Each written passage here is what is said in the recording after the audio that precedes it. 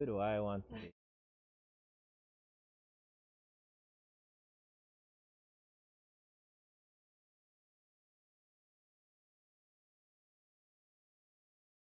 I don't want to be the sad little Asian.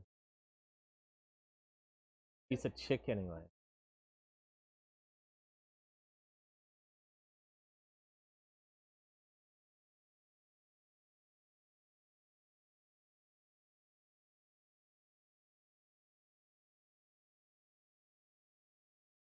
I'm an angel.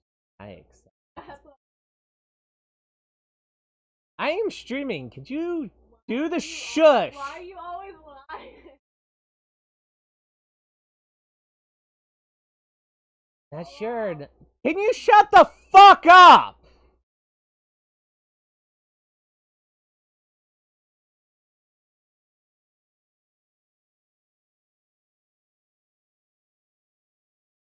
Seriously, shut the fuck up. Oh my god. I'm not sure how long we've been sailing, but it feels like forever. I'm not sure. I'm not feeling too well now, so it's a huge relief to hear that the deck lad shouted. Island approach. Make yourself ready. Finally here. When I applied last month, I was just another broke student living off baked beans and really didn't think I had. Why is my sound not?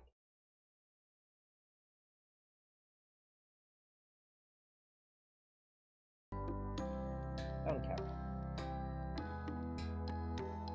And I really didn't think I had the chance of being accepted to be the part of the prestigious Cat Island research.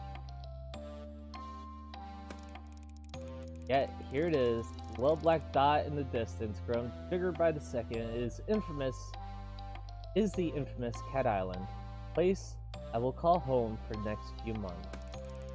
My heart momentarily skips a beat. What if there's been a mistake? What if they accepted someone else's application and accidentally sent the offer to me? I rummage in my bag until I find the papers.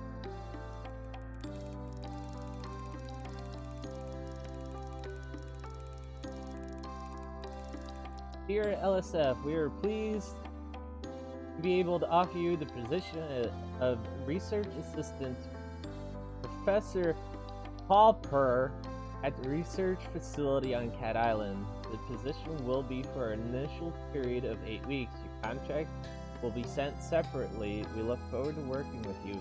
Sincerely, Professor Pauper, PhD, BSc, Honors, EPG.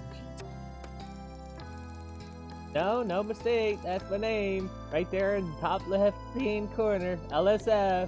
And there's his name down at the bottom, the genius behind the whole operation. Professor Pauper, scientific genius and my new boss. Looking up from my papers to see the dry land rapidly approaching before us, it seems to be surrounded by a huge barrier of impenetrable black rocks. As we get closer, we're not slowing down. I begin to worry that we're going to crash into them. Then at the very last moment, we take a sharp turn to the left, and suddenly we're sailing smooth towards a jetty through the opening in the rocks. I blow out the breath that I've been holding and break into a smile. Nicely done, Skipper! The ferryman comes out from behind the steering wheel, ignoring my attempts at camaraderie, and shout rather briskly, "Take all your belongings, we won't be back for days, so you won't leave nothing you'll need. Thank you." I smile weakly at the ferryman and his son and pick up my bags. In ready to disembark, we glide seamlessly down the wooden jetty, and the son leaps ashore to tie us off. He's greeted by a bulky man in uniform, who I take to be the security officer of some kind.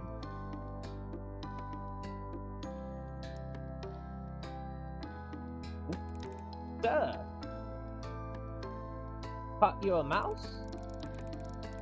And then he laughs loudly, as though he said the funniest thing he's ever heard. Very disconcerting. The security guards remain surely and turns his attention. Let's be having you then. He holds a large hand, which I assume is offered to help me off the boat, but as I reach to take it out, he snatches it away, throwing me off balance so that I almost fall off the side. What a great start. ID card? Oh, I see, of course. I reach into my back pocket and hand over the laminated card that I was given on the mainland. I can read.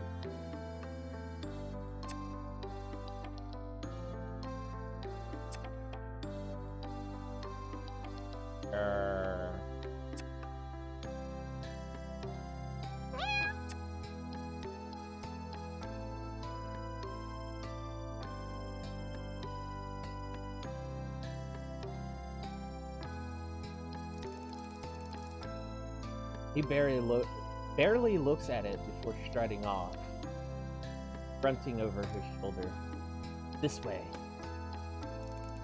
I follow him down the dirt-cracked path to get my first proper view of the island.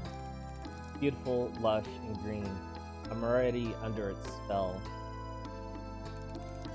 After no more than a couple minutes of trekking, we're in base camp, consisting of an assortment of tents and huts. Among them are two solid-looking structures, one larger and one smaller. I presume these are the latter. The whole camp is moderate, but functional. It reminds me of an army outpost. I'm struck by the lack of people. In fact, there's no one apart from the older woman sitting outside, peeling a pile of potatoes. I smile and give her a little nod, but she just stares back at me. I try not to get here. He stops at the largest of the tents, indicating that I should go inside. This feels rude to walk in, so I make my presence known first. Hello? A firm but friendly voice calls out. Come! I walk in, and there he is, hunched over some documents, the great Professor Paul Purr. Ah, it's an honor to meet you! Yes, you must be LSF. Come in, my dear.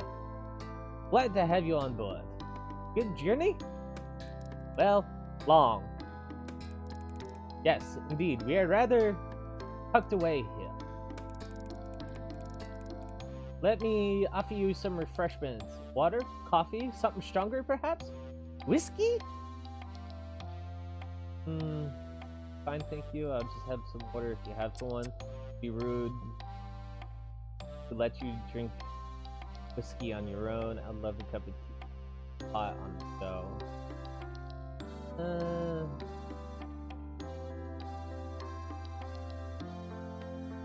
It'd be rude to let you drink whiskey on your own.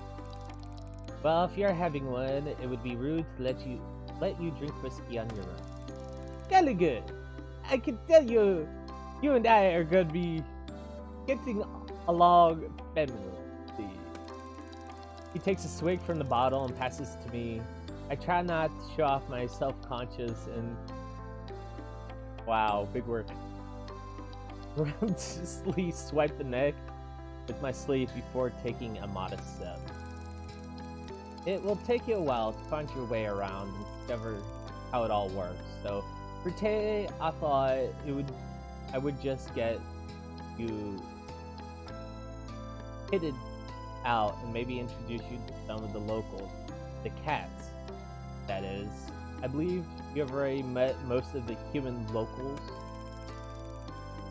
Oh, I'd only met the ferryman, the security guard who brought me here. Yes, that's about it. And the lady outside? Ah, this is Marigold. Her and her husbands are the caretakers. Wonderful couple, the Marigolds. You'll meet them before too long. We are a tidy little family here, Elisa, and I'm sure you'll fit in nicely. Thank you, sir. I hope so. Okay, so, first things first. This is your basic. He begins going through a pile of things on his desk, explaining each of them into. This is your backpack, you can put everything in it. We'll be going on plenty of field trips, so it will be very useful. As well as your own water bottle, some disinfectant, and spray. These are heavy-duty reinforced gloves, which are essential when tagging cats out in the wild. Don't want any scratches from the felines. We don't know now, do we? I suppose not. I shove each of them into my new backpack as he gives them. Likewise, these goggles are to be brought along on field trips. This lot here, he indicates to a small pile of what looks to be laundry, is basically uniform, lab coats, masks, stethoscopes, etc., etc. Portable first aid kit, camping knife, adult tools, attachment. Finally, without a doubt, and most importantly, yes. He holds up something that looks like a mobile phone, except it clearly isn't. This is your catalog. Nice pun. Catalog? Yes. The name comes from the earliest version when it was initially designed to record and store data on the cats, scan them, and log their details, but as you can see, we've come a long way since then. Now you can use them to communicate with the rest of our team. I've added everyone's contact details for you, listen to music, take photos. There's even a pen that comes with it to insert microchips into the back of the cat's neck so you can keep track of them. It's a very valuable piece of equipment, Elisa. I need you protected above all else. You understand? He looks me directly in the eye and clearly expects a response. Yes, sir, of course I will. I will look after it. Good. You'll get to know the rest of the functions as you go along, but for now I suggest you take a stroll out and see if we can't find a few new friends to introduce you to so that you can try it out. He hands me the gadget. I feel a bit nervous taking charge of it, but it's also really keen to have a go.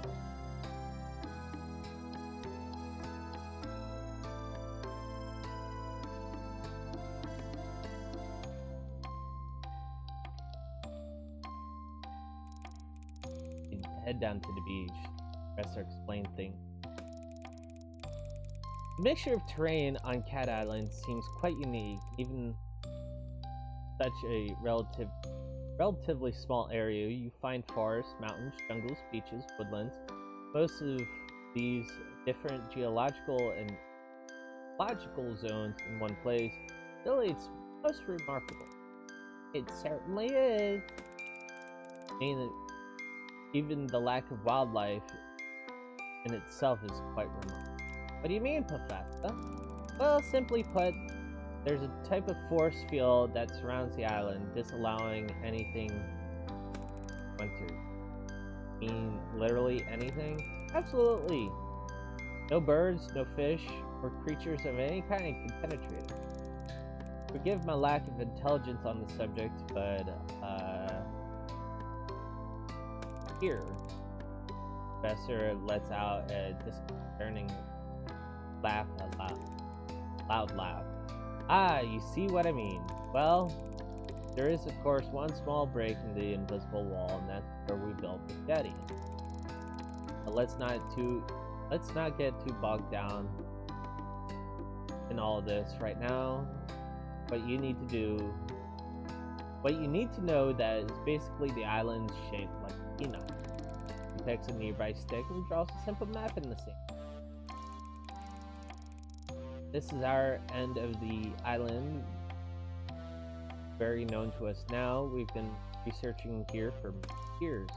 On the other end, not so familiar to us. We have we have encountered difficulties that have hindered our progress in the region.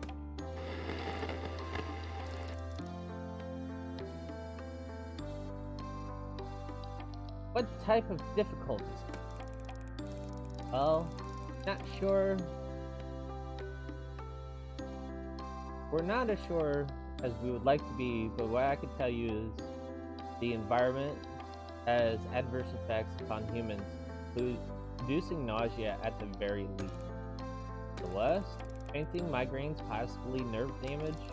Gosh, that is serious.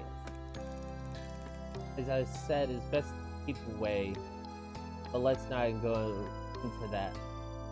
into all that now, my friend. Had a long day. For now, let's just say that we refer to that far end of the island as the danger zone for good reason. I must ask you not to put yourself at risk by venturing beyond the mountain range. You first and map once more and drawing a line just past the center X through the end of the. There are wild, aggressive cats out there. Wouldn't want you to get too close to them. Unlike our lovely fellow closer to home. He had led me to a spot where a few cats are lounging about. What do you say we try out your catalog now, Elsa? He stoops down and picks up one of the animals, a disgruntled-looking cat who is sleeping under the shade of a palm tree. The cat lets out a displeased mewl, but doesn't struggle. Its large body and filthy with long orange fur just sort of hangs in the professor's arms in a lazy assignment. Would you like to have a go at it, scanning this delightful cat? I find the on switch and somewhat timidly activate. The gadget immediately comes to artificial life, emitting a boop boop boop sound with a red pulsating light. I select the app called labeled CAT scan, and it loads instantaneous. There's no delay in this. The professor holds the cat towards me with arms outstretched. I'm sure he said that the scanning chip implanted in the back of the neck somewhere, but it's difficult to find this one's next amidst the thick cloud of fur. I blow, make the parting, and press the catalog to its skin. It's a bit like scanning groceries in the supermarket where I used to work. That should do it. And he pops the marmalade Tom back into the shade. Sure enough, upon withdrawal, I find the cat has been successfully scanned. Wow. Floofy butt. Meow. Floofy butt. Name, Floofy butt. Gender, male, age 10, 4 months. Breed, red tabby, Persian, eye colors, red.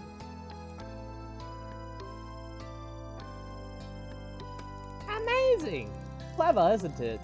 A large part of your job here will be to tag and scan the cat, such as Mr. Floofy butt here.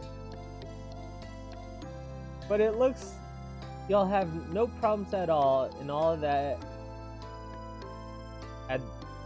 Have no problems at all in that area. Excellent work, Ellis.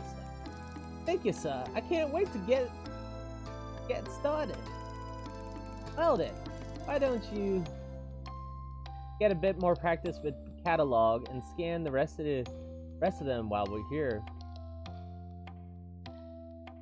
These five spend a lot of time together. They're like a little family. They're like a little family, aren't you? Oh yes, you are.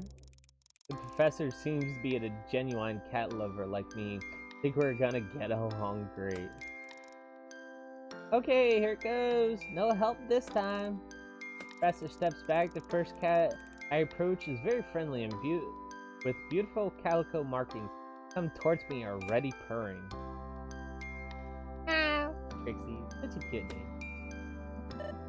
Trixie, name Trixie, gender female, age 3 years, 8 months. Breed calico American short hair, eye colored green. Next is an elegant, sleek, hairless cat sitting carefully in the sun. She doesn't pay me much attention and allows me to scan her with minimal fuss.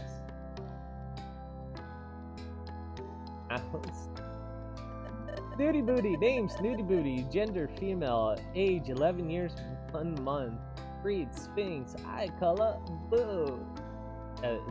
These are such cute names. A fourth cat I approach, the noisy one. Meow, ow, ow, ow, ow, ow, ow, ow. McMurphy, name McMurphy, gender male, age 6 years old, breed brown, crossbreed, eye color. And finally, the one I had deliberately put off until the last. He's been skulking around the edge of the activity, eyeing me suspiciously as though he could pounce at me at any moment. I laughed to myself, already projecting personalities onto these animals. Hiss! Kibbles, name Kibbles, gender male, age 3, breed white, British, long hair, eye colored.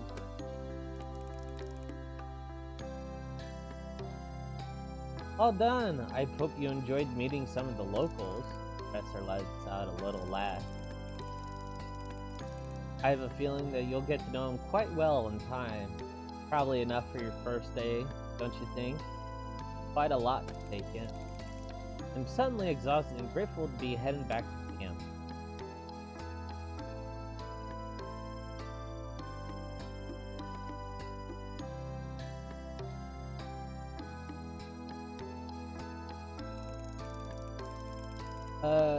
It's quite late by the time I've unpacked and settled myself, but I don't want to write my journal. I want to write in my journal entry before I sleep. Surprised on how chilly it is. I've pulled my sleeping bag right up to my chest. I still feel those goose pimples bloom over my arms. Shivering, I rub them to warm myself up.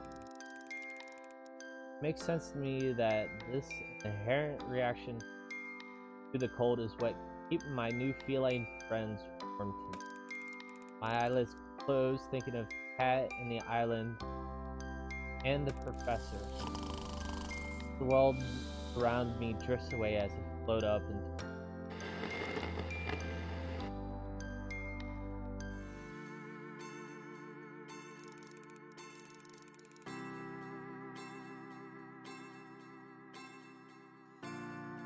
not sure how long I've been asleep, but I wake up with a giant bolt that leaves me sitting bolt upright. Too darkest. I hear a rustling and a strange electronic noise. One that in my sleepless confusion I can't place right away. Boop, boop, boop. The catalog. Acting on instincts, I scrambled to my feet and followed the noise out of the tent. I look around and my fears are confirmed when I catch sight of a pulsating red light getting fainter in the distant forest. I snap into action, running as fast as I can, barefoot, dressed in my pajamas, running off at full speed into the forest in the dark of the night. I must be crazy! Yeah, I love you too. The words of Professor Purpaw are ringing in my ears. I need you to protect it above all else. My legs are trembling beneath me. I stop, feeling my heartbeat heavily throughout my body. I wheeze in and out, my breath billowing in front of my white puffs. I shouldn't feel like this. Why am I so dizzy? I tried to get my bearings and realized I've blundered perilously close to the danger zone. I can just make out shapes of the large animals in front of me before I close my eyes and drop to my knees.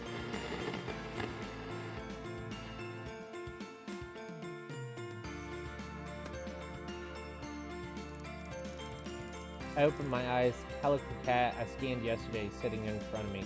He drops the catalog at my feet.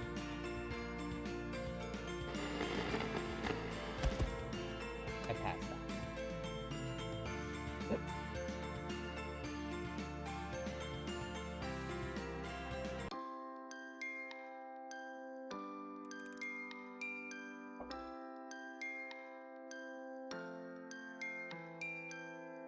Hello, can you hear me? Are you okay? What is it? Don't be ridiculous, Kibbles. It's a human. Oh yeah, yuck. I can smell it now. Smells like a human. Oh, do be quiet. Are they alive? Of course it's alive. It's breathing. You imbecile. Why isn't it moving? Would you come and give them some space? Move back a bit. Yes, stand back out of my way. Let me have a proper look. I begin to come to a sphinx cat standing over me. As I open my eyes, we stare at each other for a moment while I try to take in what's happening. Is this one defective? Oh, I feel sick. I'm gonna puke. The cats watch me intently. Am I going insane? Ouch, my head. What is this? What is it chattering about? They're scared and confused. Let me talk to them. Human, are you alright? I remember you. You took my catalog. Oh, but I gave it back to you. Back in your pocket now. I reach into my pocket and realize my hands are scratched to shreds. Ow, ow, ow, ow! What's wrong with my hands? I tried to stand. Ow, ow, ow! My feet! What's happened to me? Yeah, I guess from all that climbing. I told you he wasn't ready for that. What? That? Ready for what? Its anatomical structure is far too delicate. I tried to slow it down. Yeah, Blue. You tried restraining a human, that's determined. It was like the Margay. Its atomic structure didn't seem that delicate to me. I was like a what? Doing what? Made your own way back to the beach. Okay, but that doesn't explain. I show my bleeding hands. You crawled Kara? Kara? Who's Kara? That's not my name. It's a term of endearment. It's an Irish thing. It's inappropriate. Wait, I crawled? Sure did. Like a cat? Yep. All the way from the mountains? Like a bleeding mountain lion. That's it. But why? Because you've got the sickness! Shh. Maybe you should sit down, human. We're not ready. Sorry. We need to have a talk, possibly a long talk. Talk? Yes, that's right. Since when can cats talk? Oh, for goodness sake. Since a dawn of time, how else do you think we communicate? Ah, stop splitting whiskus, Major. You know that full well what the human is saying. I think the revelation here, Kara, is you can understand it. Yes, that too. Will someone please explain to me what's going on here?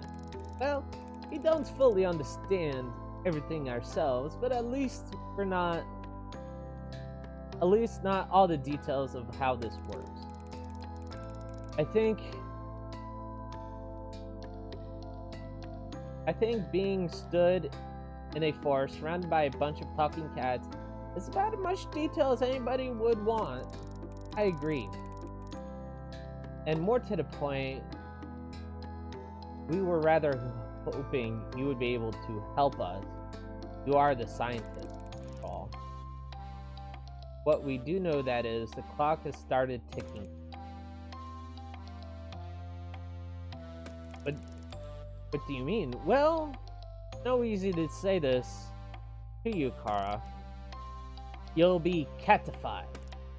I'll be what? Whether you help or not, you don't have a lot of time before. If I may, it would seem that we are basing this on our own experience. And when a human managed to find themselves in what is, I believe you call, the danger zone, they are vulnerable in ways they are previously were not. That is to say, you're screwed. You're not helping. Don't make me. Whoa, not the line. There'll be no violence of any. Forgive me for being a bit panicked. The vulnerabilities which Snooty Booty was referring to is, simply put, you are bitten or scratched by an elder cat within the danger zone. You begin the process of change that ultimately results in a full feline transformation. Whispers, catified. So basically you're telling me a werecat?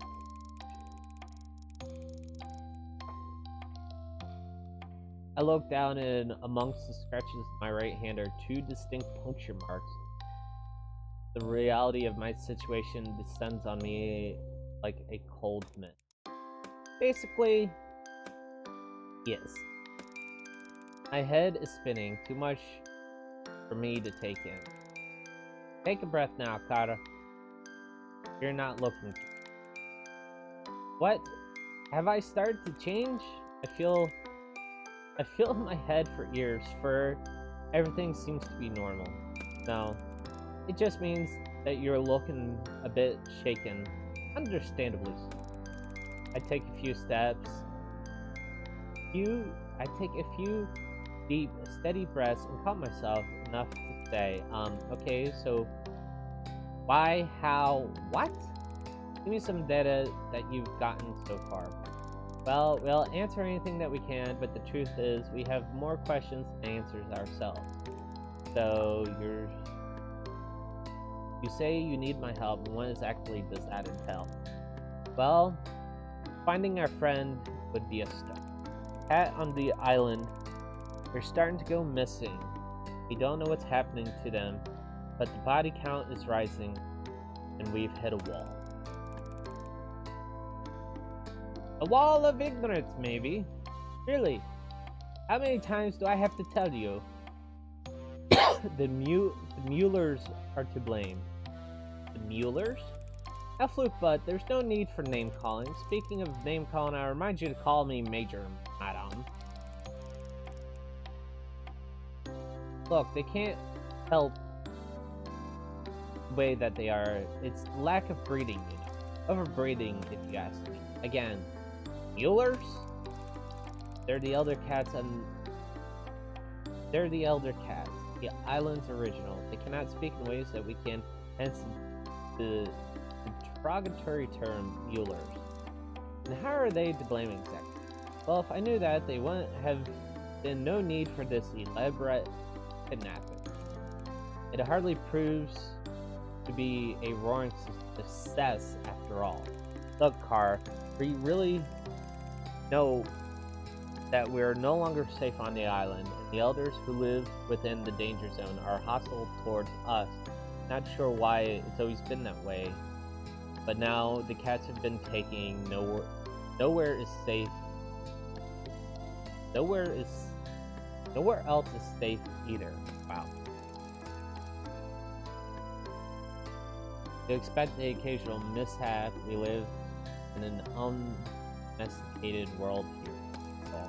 But lately, the cats have been disappearing almost every day. Even the last human that we catified went. Sorry, what? Let's not open old wounds, Kibbles. Yes, onward and upward. Well, first things first, this were-cat thing. Catification. Transfer. Whatever. How's it work? Time passes, you'll transform into it. Yeah? It's a gradual. Different for everybody, but you just won't turn overnight. The clock is ticking, however.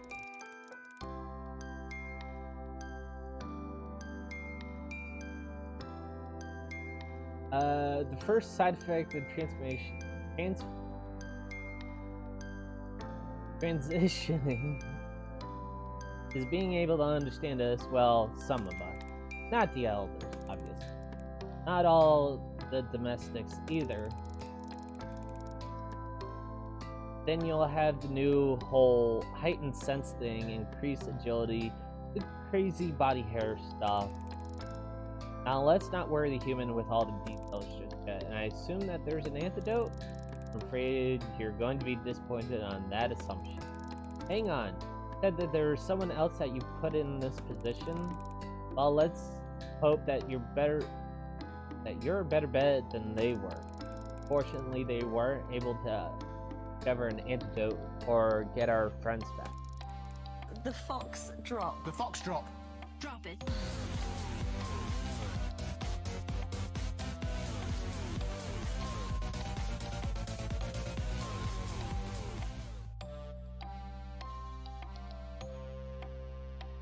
Thank you for the 100 biddies, Longus. I know where their notes are, though. Really? Raid? Huh? You help us, we'll give you their progress report.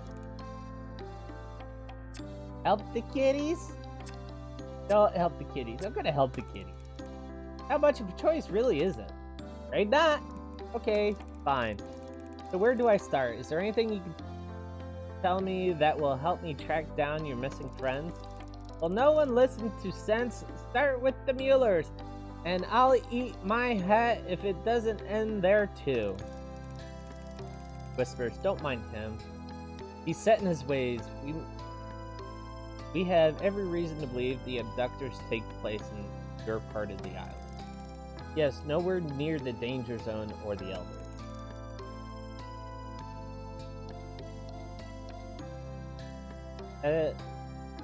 Well, that doesn't make much sense, but I suppose nothing around this place. I suppose nothing does around this. My catalog starts beeping. Oh, my alarm! I have to get to work! Run along now. We don't want you arousing suspicion with your people. Then meet with us later. I'll make sure those reports are in your tent before this evening. Thanks, Kara. You're one in a million. Imagine the odds are far greater than that, given your new health status. Go. And thanks from all of us.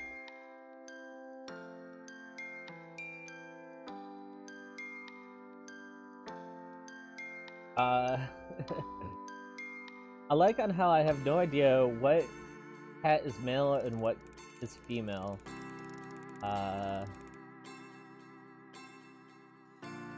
They just want your danger zone.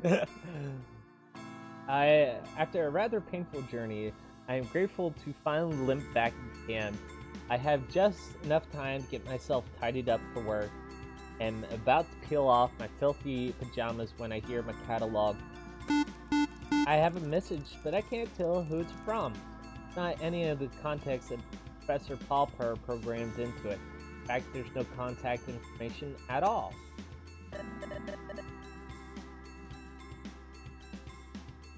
Message. Unknown number. Are you sure it's wise to trust anyone? Everyone? Anyone? What on earth does that mean? Me, who's this? New catalog, who's this? There's a lot you don't know. Think carefully about who you could find it. Before I could think of a reply, the messages are gone. My catalog has no record of them. I don't have any time to think about this right now. I need to get ready. As soon as I'm presentable, I head over to the lab. I'm 10 minutes late. That doesn't give me a good impression.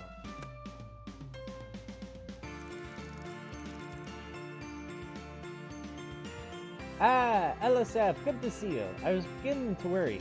Did you ever sleep on your first day? I'm terribly sorry, sir. I think the traveling and all the excitement of yesterday, I'll take punctuality very seriously. He cuts across my apology. Not to worry, it's perfectly understandable. You find that I'm quite relaxed about most things. As long as you get the work done, I don't mind much what hours you keep thinking. So, shall we get started? My goodness, what on earth happened to you? He looks at the scratches all over my hand.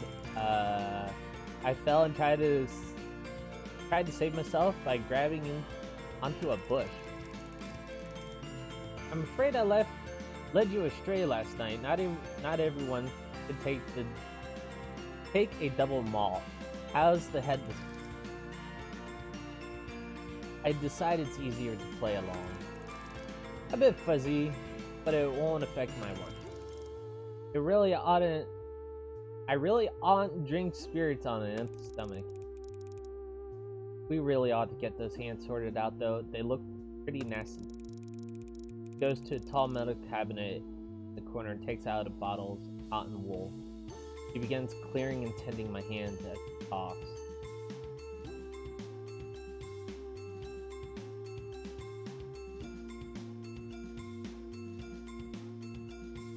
I like that.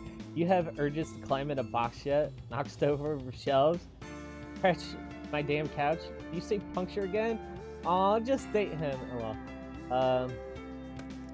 For today, I'd like you to help me with a few tasks around the lab, get a hang of things, but tomorrow, I'll let you make your own choice on how best to carve up your time.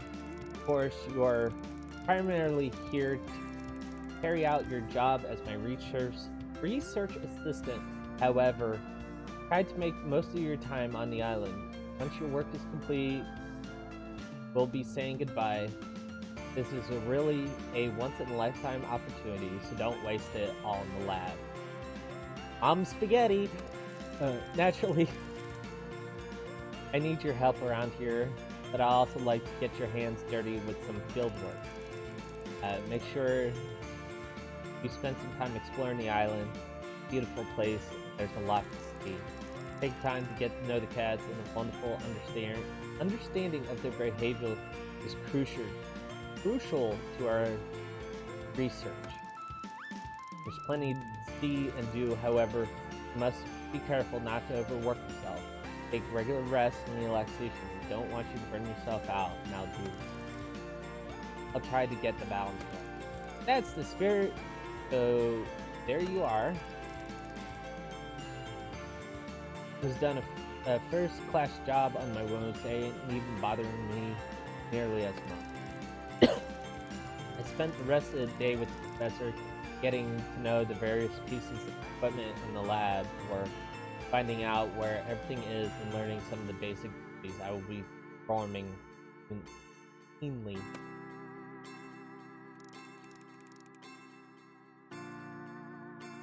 By the end of the day, I'm exhausted and make my way to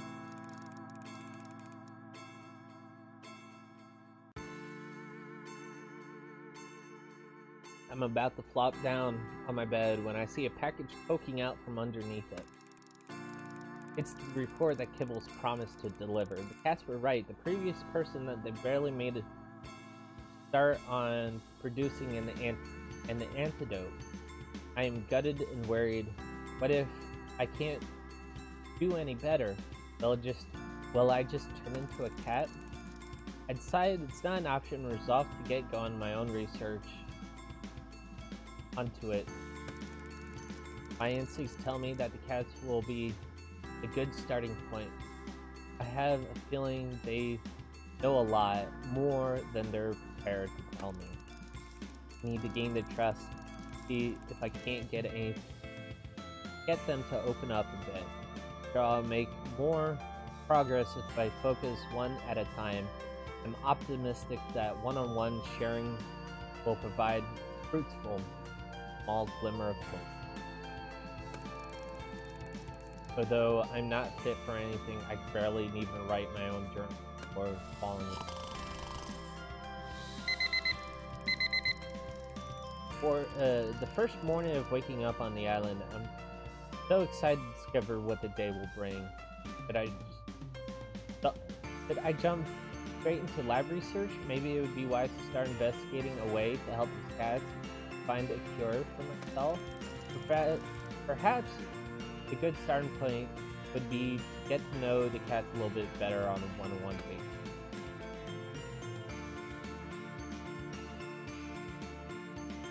Hey, achievement!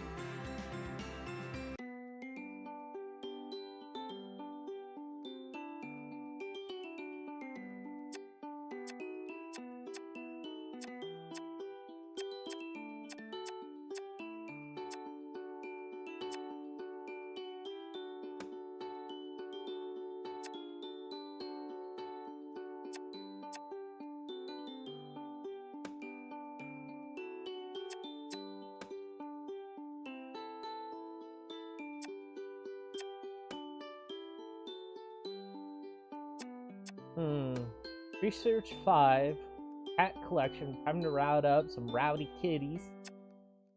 Research 12, it's a slow day. I only got to organize a few samples from previous field trips. For research 16, I'm off on a field trip of sorts with the professor. I can't see what he's planning to show me. Which one shall we go on? Collect kitties, sort, or go on an adventure?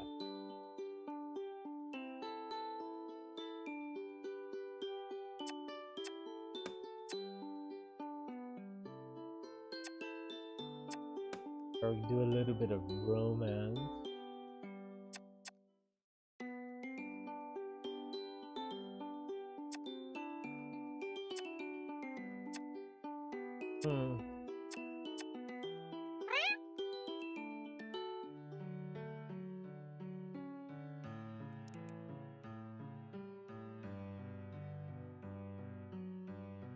Wake up. Mommy, is that you? Quiet, come with me. I have something to show you. But you'll have to be quiet. McMurphy? Yes, it's the middle of the night. Oh, Kara, you're not scared of me, are you? Why would I be scared? Creeping around in the forest in the middle of the night? Don't worry, Kara. I'll be there too. McMurphy, you know very well that there's a force field around the island stopping anything the outside getting in. It makes it a pretty safe place. Indeed. So the only thing that you have to worry about are the things that are already here. He leers at me with a mock snarl. Seriously, Marv, if you're the worst threat here, then this is the safest place on Earth. So come on, Kara, what are you waiting? I followed the scraggly cat into the forest.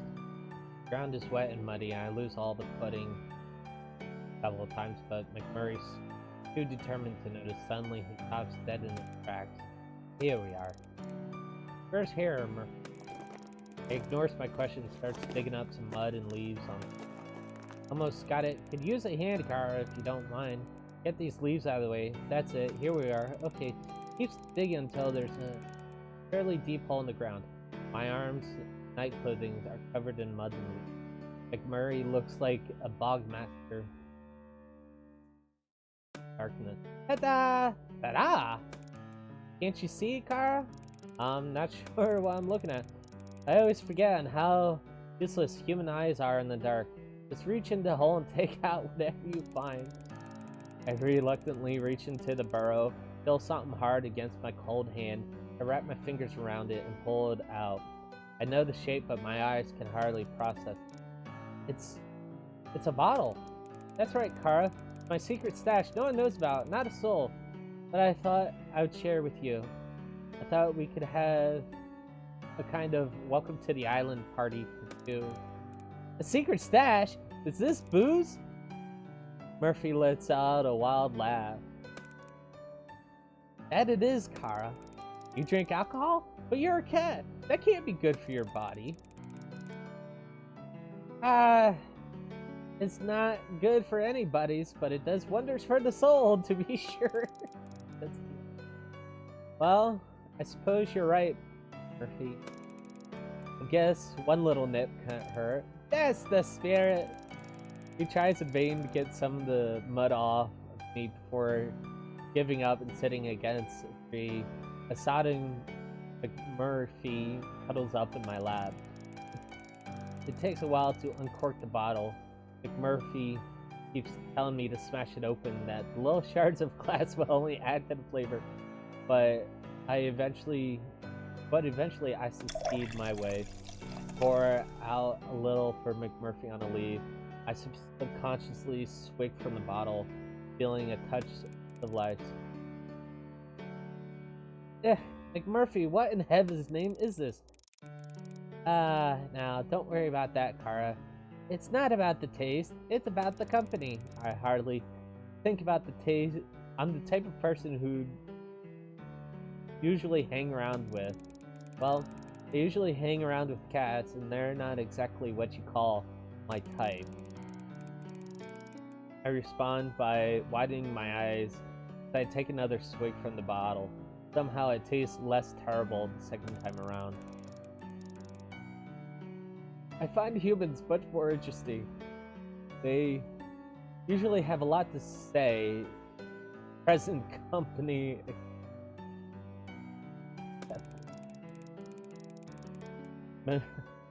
McMurphy winks at me with his huge green eyes. I blush, trying desperately not to show how boring I feel compared to him. Don't take it harsh. I'm only joking, Kara. McMurphy, I've been meaning to ask you something for a while now. Anything, Kara, ask away. I'd love for us to get to know each other better. Kara thing, you know my name is. The rest of my sentence drowned it out by McMurphy's howl of laughter. Ah, you make me laugh, Kara.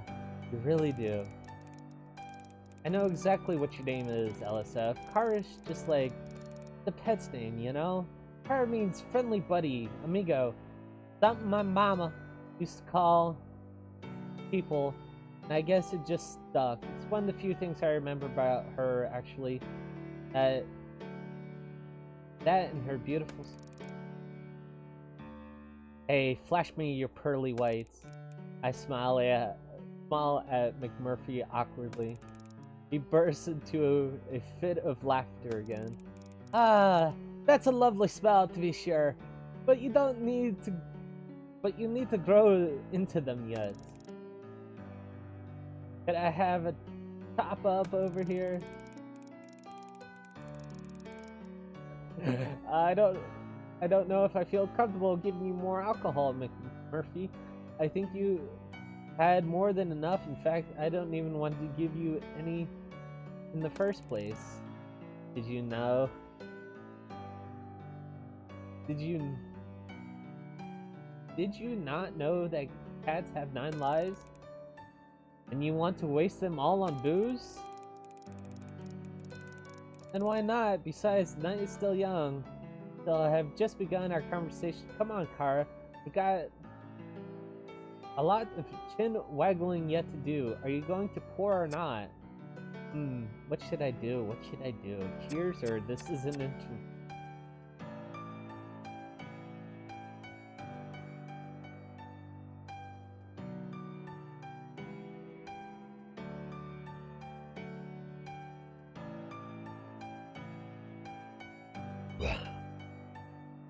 Oh. Dead. Yes.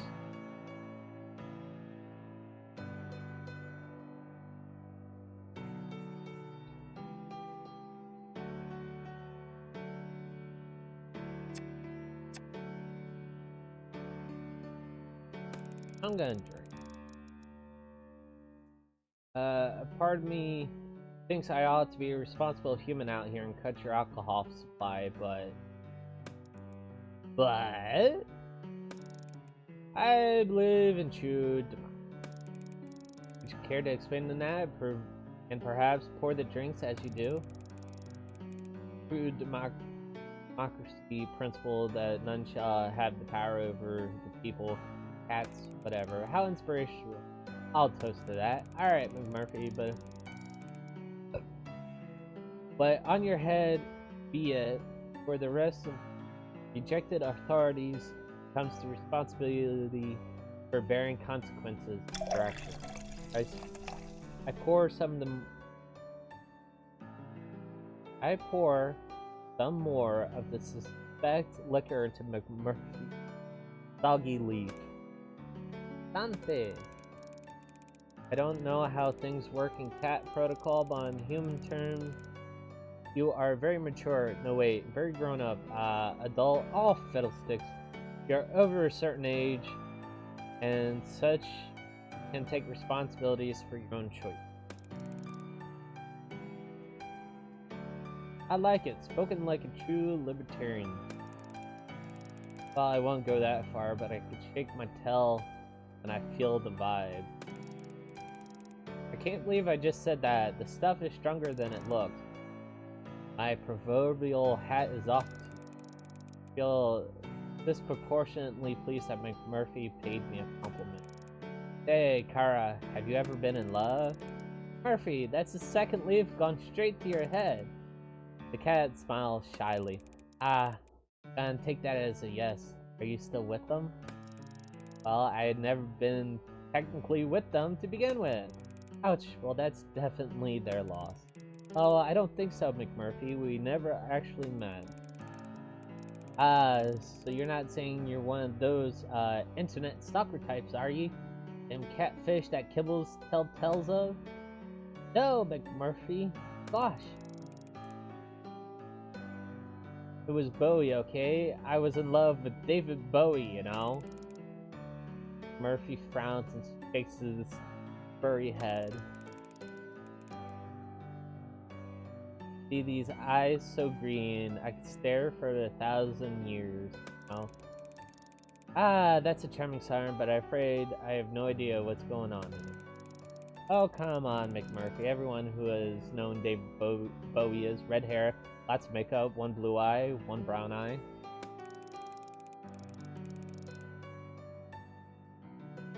Well, I do know one sweet soul with one blue eye and one brown eye, but I can assure you they won't be caught dead in makeup. Murphy snorts. Well, how about you, McMurphy? Who's the love of your life? I don't have one, car. Never have, never will. I'm a lone wolf. I'm a free agent. I am a big old yeti. Out in the mountains, all hairy and smelly and alone. For some reason, I find that very hard to believe, Mr. McMurphy.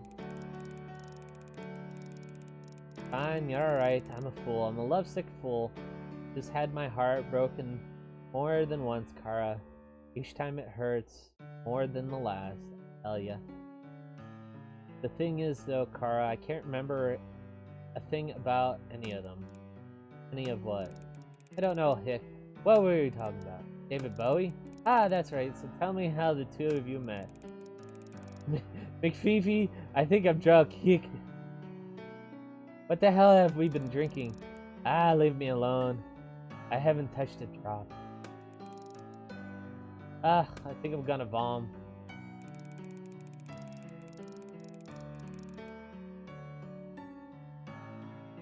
I wake up in the forest with a half-empty bottle in my hand. McMurray is nowhere to be seen. How the hell did I get here? I can't remember a thing. I looked at my catalog. Whoa, is that really the time? I really need to get to work.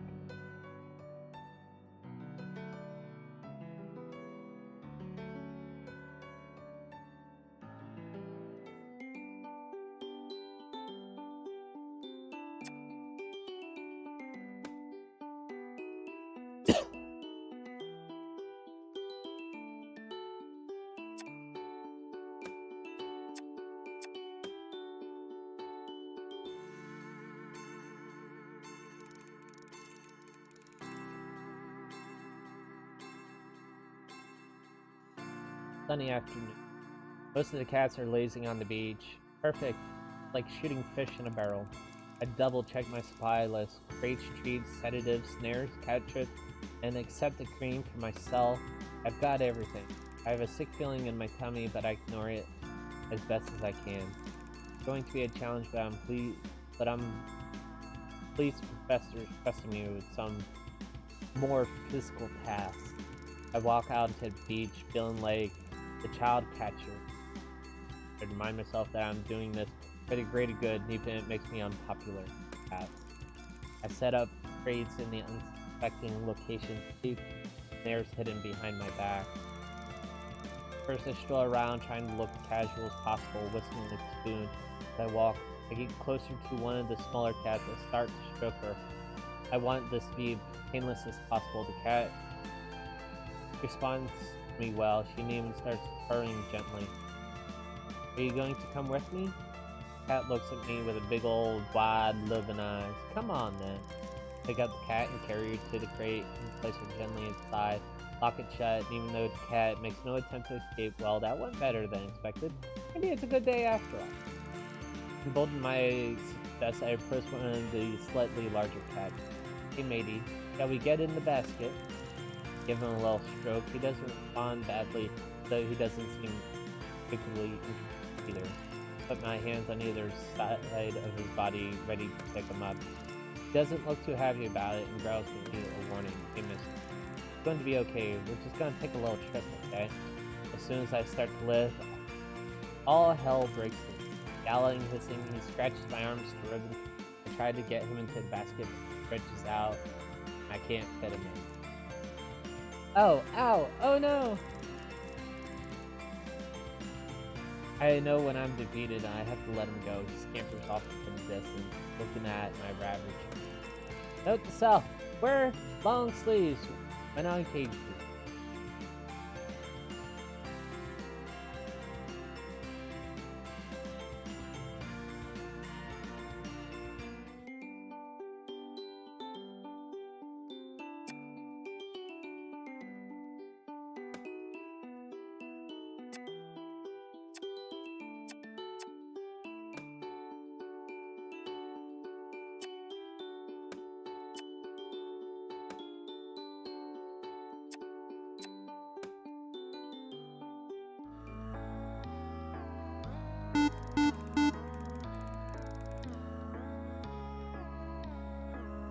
I hear my catalog beeping. I presume it's the professor. Tumble out of bed, half asleep, and fumble around looking for the device. I look at my screen, eyes struggling to focus. The message isn't the professor at all. There's no contact. Unknown number outside. Who is this? Outside. Obviously, they go and respond to my questions. Who has the message tells me? My curiosity is aroused. I have a feeling that there's something important to learn from this. So I throw on my clothes and crawl out of my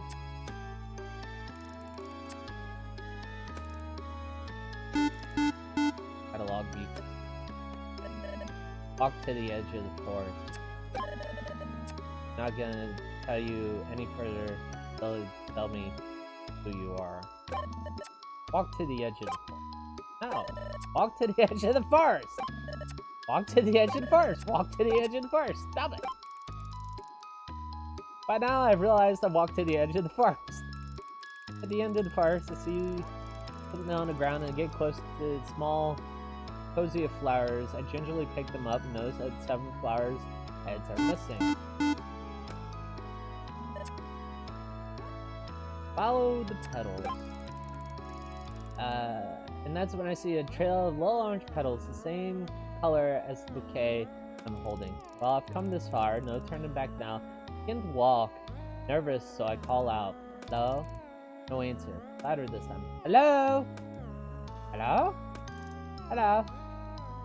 Who is that? Who goes there? Major, is that you? Fluffy butt? Floofy butt. I really wish you wouldn't call me that, human. What on earth do you think you're playing at? Hoarding around in the forest in the dead of night, causing a ruckus? Oh, Major, I didn't know how pleased I am to see you. I need help. And this can't wait until an uncivilized hour? I'm afraid not. I'm not one to instigate this, but I'm getting messages from an anonymous source asking me to follow them into the forest. Look, they've left this trail.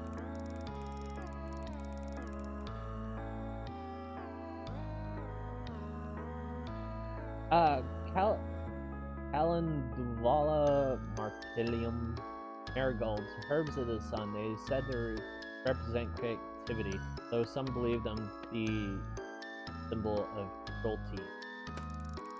Your knowledge is always impressive, but I have to say on this occasion, not very comforting. Floofy Butt goes strutting off with purpose. Come along then, LSF. Are we gonna follow this trail or not? I shuffled awkwardly behind him. Before the sun comes up, eh? Continue for a short while, and the petals are getting more sparse. It becomes more difficult to see them. Eventually, we seem to run out. They find ourselves in a small clearing. Well, it appears someone's been playing a joke on you all. Sadly agree, but there's nothing but a wild goose. Seems so, Major. I'm sorry for dragging you in. Let's get back to our beds before we're wasting more precious news time on this. Cool. Turn to Floofy Butt and notice that his back is arched and his fur fluffed up, making him even more floofier than usual. What's wrong, Major? Tell me, human, doesn't that pile of rocks look suspicious to you? Amongst the mirage of rock piles, I notice a small, thriving-looking cairn. Fluffy Butt is right. It looks far from natural. That looks to me like it's asking to be inspected. We should get to it, LSF. You're the one with thumbs. Begin to dismantle the small mound rock by rock. Not until the foundation stone is that we find a manila and Major, look, it's a letter. Rather large for a letter, my dear. I think you ought to open it. Here? We're back at the base. Having gotten you this far, it's only fair that we have an equal share of the spoils. Spoils? Yes, perhaps that we should look at it now, Major. As I'm speaking, I've torn into the envelope. Well, out with it. It looks like drawings. What sorts of drawings? Not sure. They look quite antique, even. Do they have value here? Probably to someone. Appears to be a sketch of people here on the island, but I don't recognize it. Why would someone lead me to these? How would you know that you weren't meant to find them? Because we followed a trail that led us here. Actually, the trail ended a while back. This could be a mere coincidence. I hardly see the intrigue in a few old scribbles. They show no artistic flair at all. Even so, I'm gonna hang on to these, see if they prove relevant to whatever mystery is unfolding here on the island. Fluffy Butt rolls his eyes. We really ought to focus more on the clues that matter instead of running around in the middle of the night on wild goose chases. Let's head back to our anyone discovery. I roll up the drawings, tuck them in the waistband. We'll study them when I have more time. I think Fluffy Butt is probably right. But I don't want to miss Trek. Unknown number. Get some rest now. Finally, a reasonable suggestion. I head over Fluffy Butt, struggling to keep up. I really need to.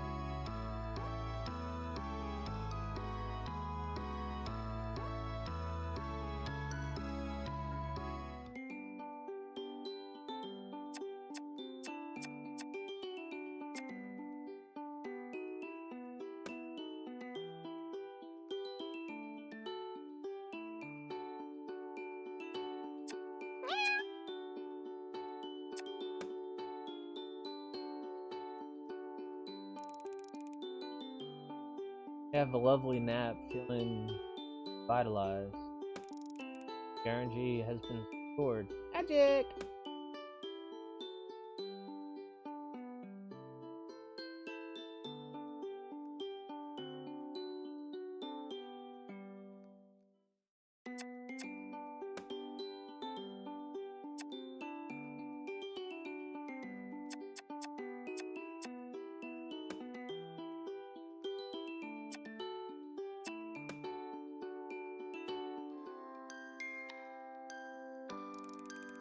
Today I'm in the lab doing fauna research.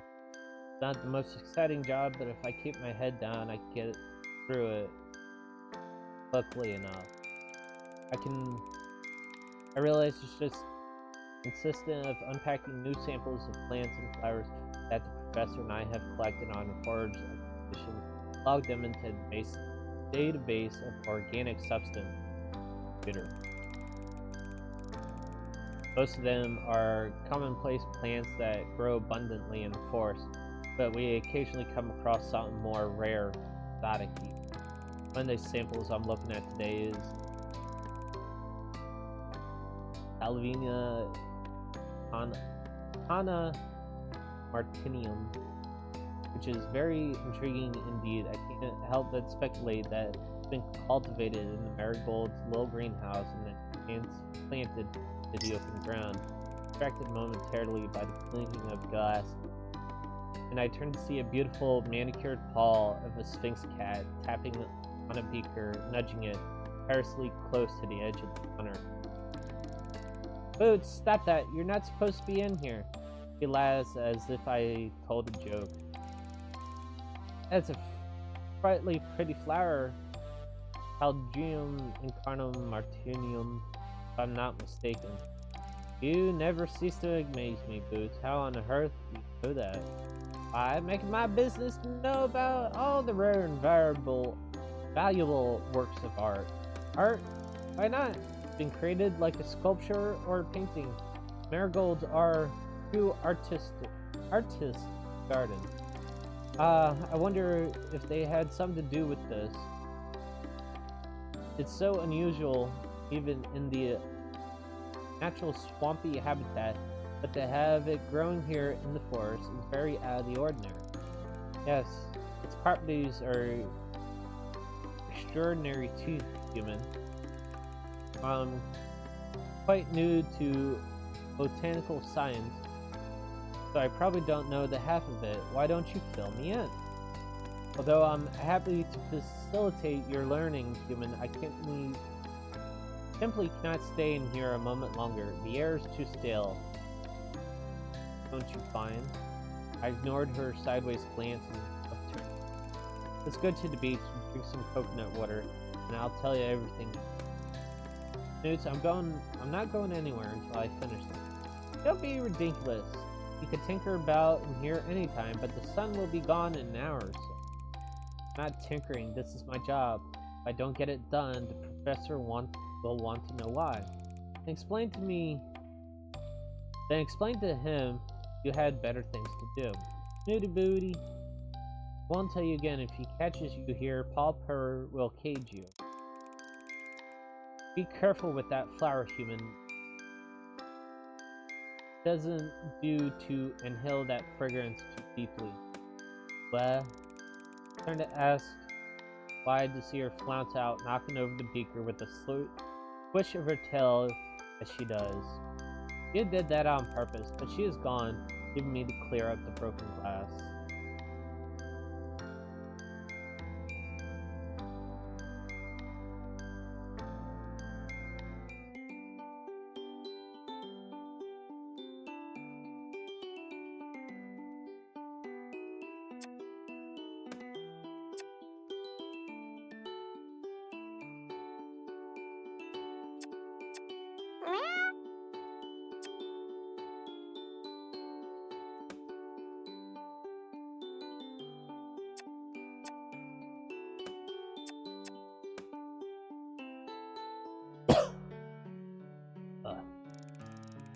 I've been staring out at the back of his head for a long time now. Too long. I'm starting to feel creepy.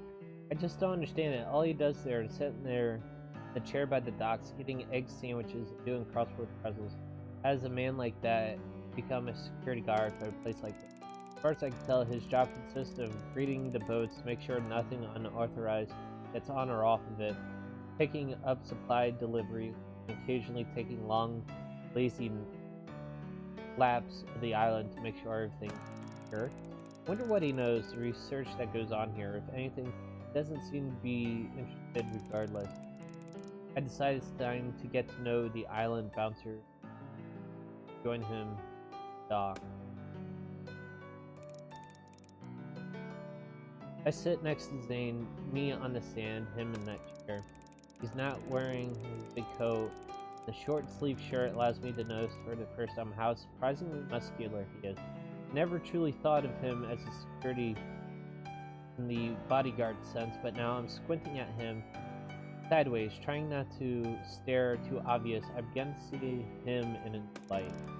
I pluck up the courage to talk to him. Hey Zane, how are you? You trying to start a conversation? He says this without looking up from his crossword puzzle. I suppose I am, yes. I don't get to chat to humans much in my job. Research Assistant 125.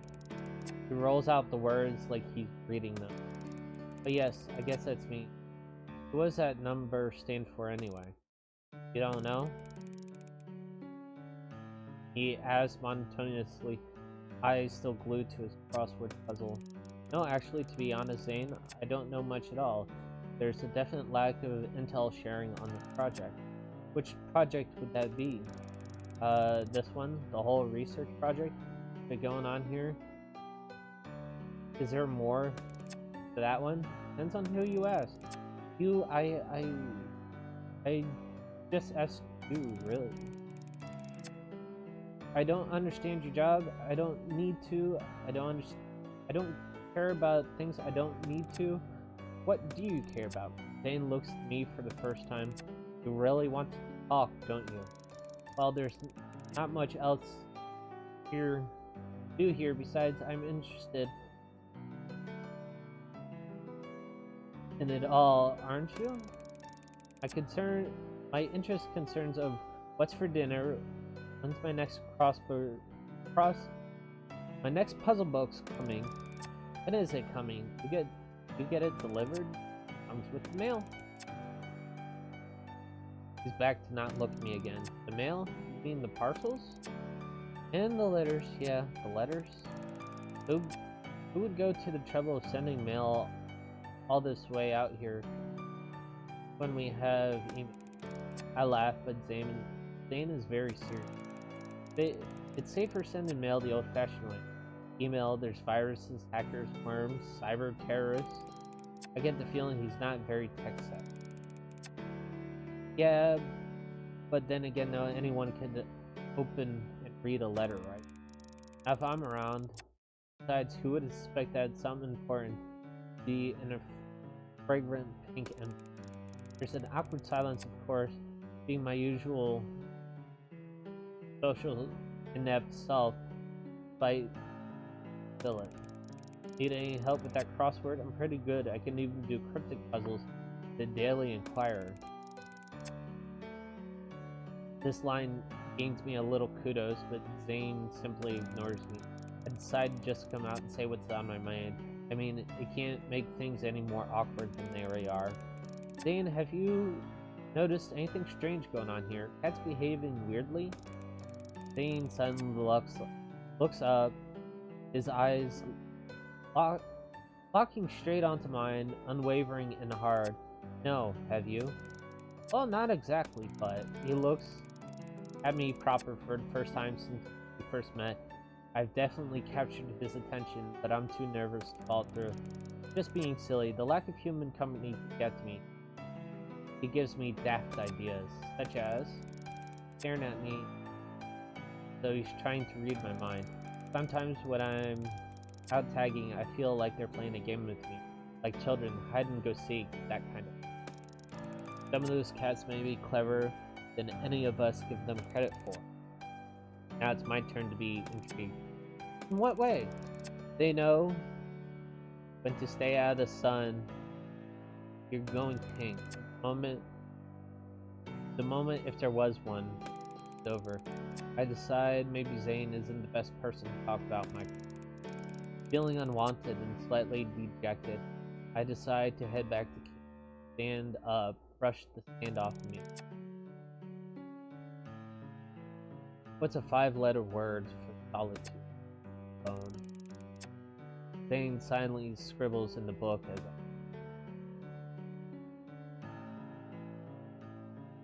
Kurt the Human. I got this for free. How is it? LOL. I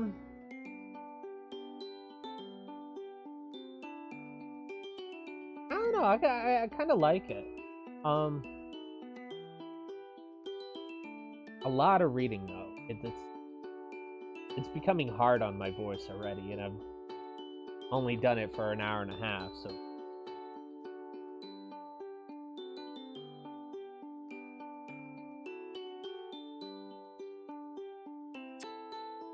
Do a little romance.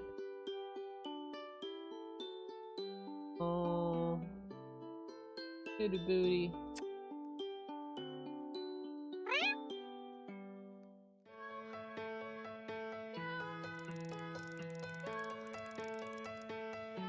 I'm sweltering in the mess tent. Typical for me to get cook duty on the hottest day so far. Step out for the moment and try to catch some air. Not sure if I'm really hearing something or dehydration's getting to me. Take a swig from my water bottle. Hey! Aren't you gonna share, Carl? Oh, McMurphy! Was that you thing? What are you suggesting, Kara? I'll use the designated litter area? Murphy, you are incorrigible. I know exactly what... you know exactly what I meant. Come on, Kara. Never mind that at all. We have work to do. I am working. I'm supposed to be cooking for this week. I meant the work of the adventuring variety. Ah, of course you do. Ah, come on. Don't be such a bore. Sorry, McMurphy, I can't. Very busy here. Gotta take these... It's gonna take hours to defrost, braise this meat from the mainland. Well, if you come with me, man, providing a much tastier dish in half the time. What do you say, Kara? Up for the... Kara? What are you saying? That I should just bunk off? That's a spirit. Strip off your apron and let's hit the trail. I just can't. What if someone comes looking for me? Leave him a note. Gone fishing. Maybe the heat, but I'm overcome with a moment of madness. Well, okay then. You wild Irish rover, I'm all yours. Ah, now there's a thought.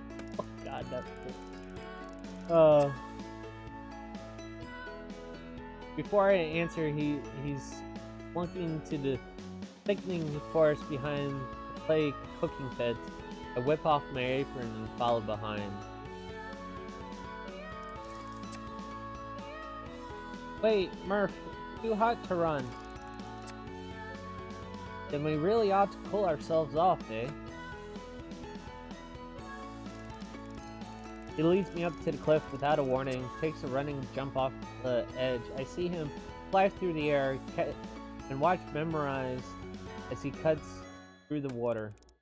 Oh no, Murphy, are you okay? Don't panic, I'm coming. I kick off my flip-flops and shorts and follow him into the water, surprised at how shallow it is, and I'm really easily able to stand. Murphy, where are you? Frantically, I search about, fearing for his safety.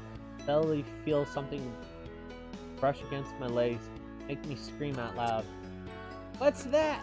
I look down the water, see Murphy speeding along the seabed like a shark, fast and sleek, and suddenly breaking up through the surface with something in his mouth. Murphy, you can swim? What on earth is that?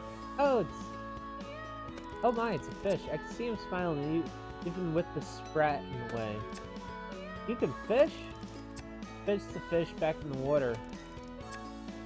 There's truly no end to my tent, Carl. You could say that again, but I have so many questions, I don't even know where to start. Catch your breath, Kara. I know that I'm an exhilarating company, but you need to exercise a little bit of restraint or you'll be swooning on me next. Relax, the salt water is very buoyant. I copy Murphy as we both lie on our backs on the surface.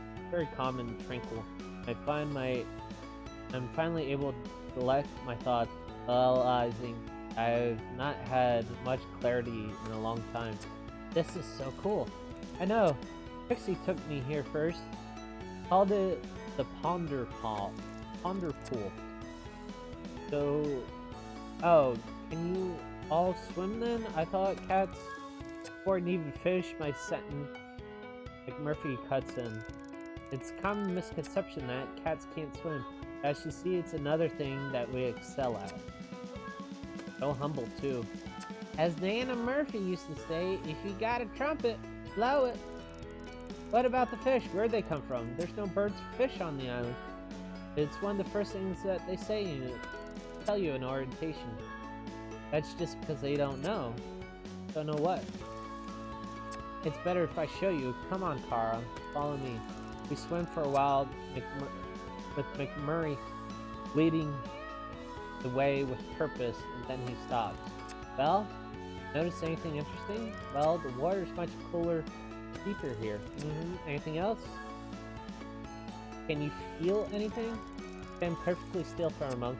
Feel a strange sensation around my legs, like warm trickling under the water. McMurray, are you peeing? Don't be so crude, Kara. It's the current. Look over there. Refocus my eyes and see what I thought was a rock shadow. It's moving. It comes closer into focus and realize it's a couple of small fish darting in and out of one particular spot. What is that? I don't understand what I'm looking at. Isn't it enough just to see, Kara, to experience? Do you always have to understand everything? Well, yes, it is my job. It's who I am, McMurray. I am a scientist. It's in my DNA. Speak and to understand. Come on then, scientist. Let's take a closer look. Move closer to the area where the fish are gathering. Put my hand down, realize I can touch them and even pick them up. But something's stopping them from swimming further inland. McMurray, I need to get going. I'm going to be in big trouble if I'm away any longer. But thank you for showing me this. I'm definitely coming back here to try to understand. I won't waste your time, Kara. It won't be a waste. I'm committed to finding out all I cuts across me and coming back to the particular spot. The fish won't be here. Oh, I see. Is it at certain times? Different location. It changes all the time. There's no pattern to it either. So you should just be sticking pins in a map car brought here as I saw them this morning. Chances are they'll be gone by then. The disappointment must be apparent on my face because Murphy switches lanes super fast to distract me. Okay, Kara, it's time to strip off, huh? That t-shirt would make a lovely net. Let's go fishing.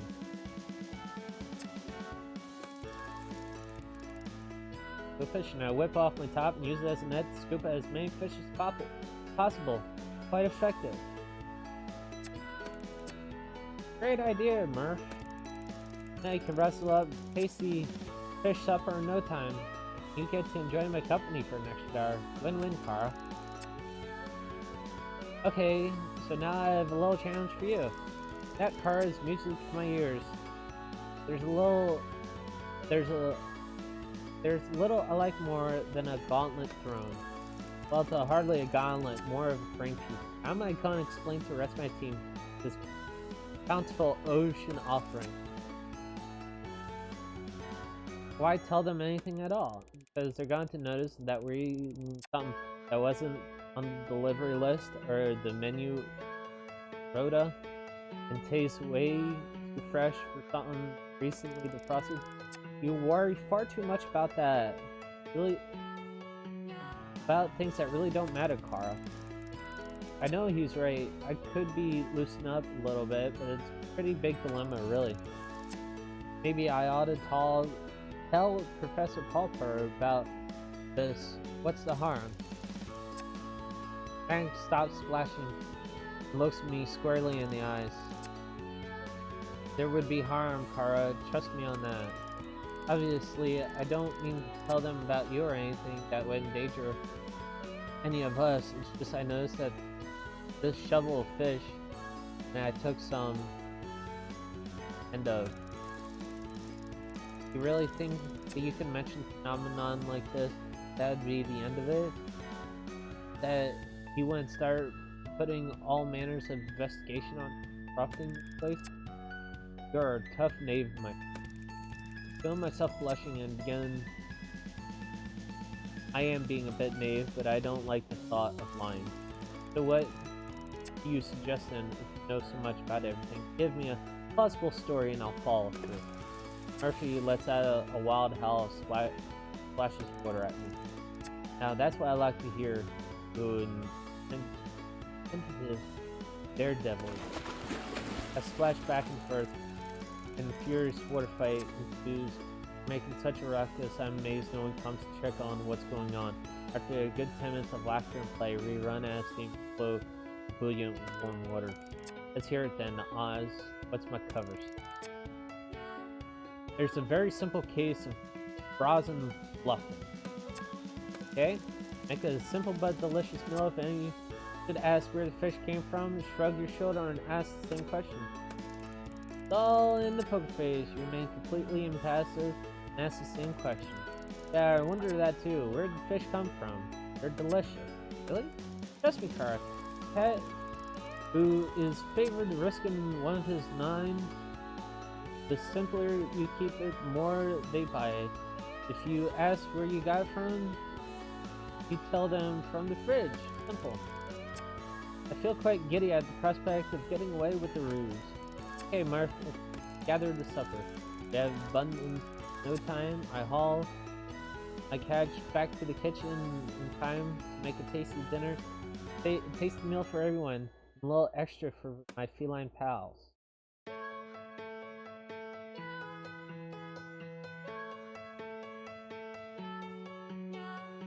There we go.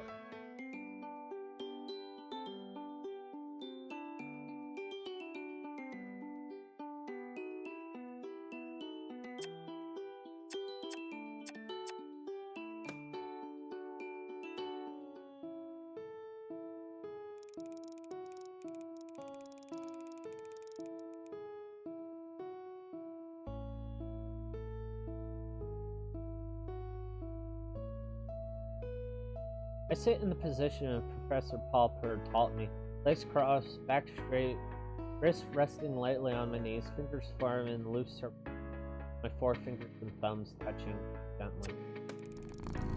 Close my eyes and hear rhythmic purring, slow and steady. My purr prickles at the breeze, and I hear my ears twist at the distance of sound of feet on wood and seagulls crying in another faraway place. The smell of sea fills my nostrils. The taste of salt fills my mouth. It begins to focus my breathing in the rhythm of my heartbeat, allowing my mind to drift. I take in a deep breath as the tide comes creeping in towards me, as though I'm pulling it, and it's just a centimeter away from my bare toes, and I release my outward breath to counter of a beat of 5. 1, 2, 4, 5. With each beat, I push the tide back into the horizon until it's almost touching the rising sun. Breathe in, 2, and out. Drifting now with any attachment to thought, mind clears, worry, terror.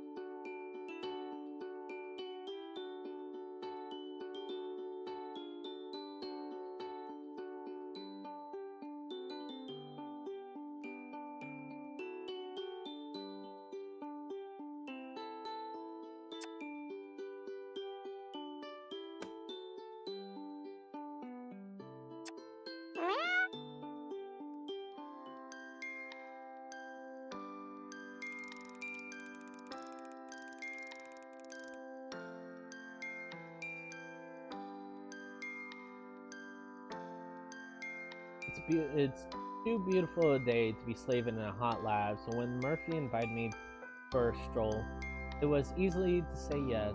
Not that I would need much incentive to spend time with him.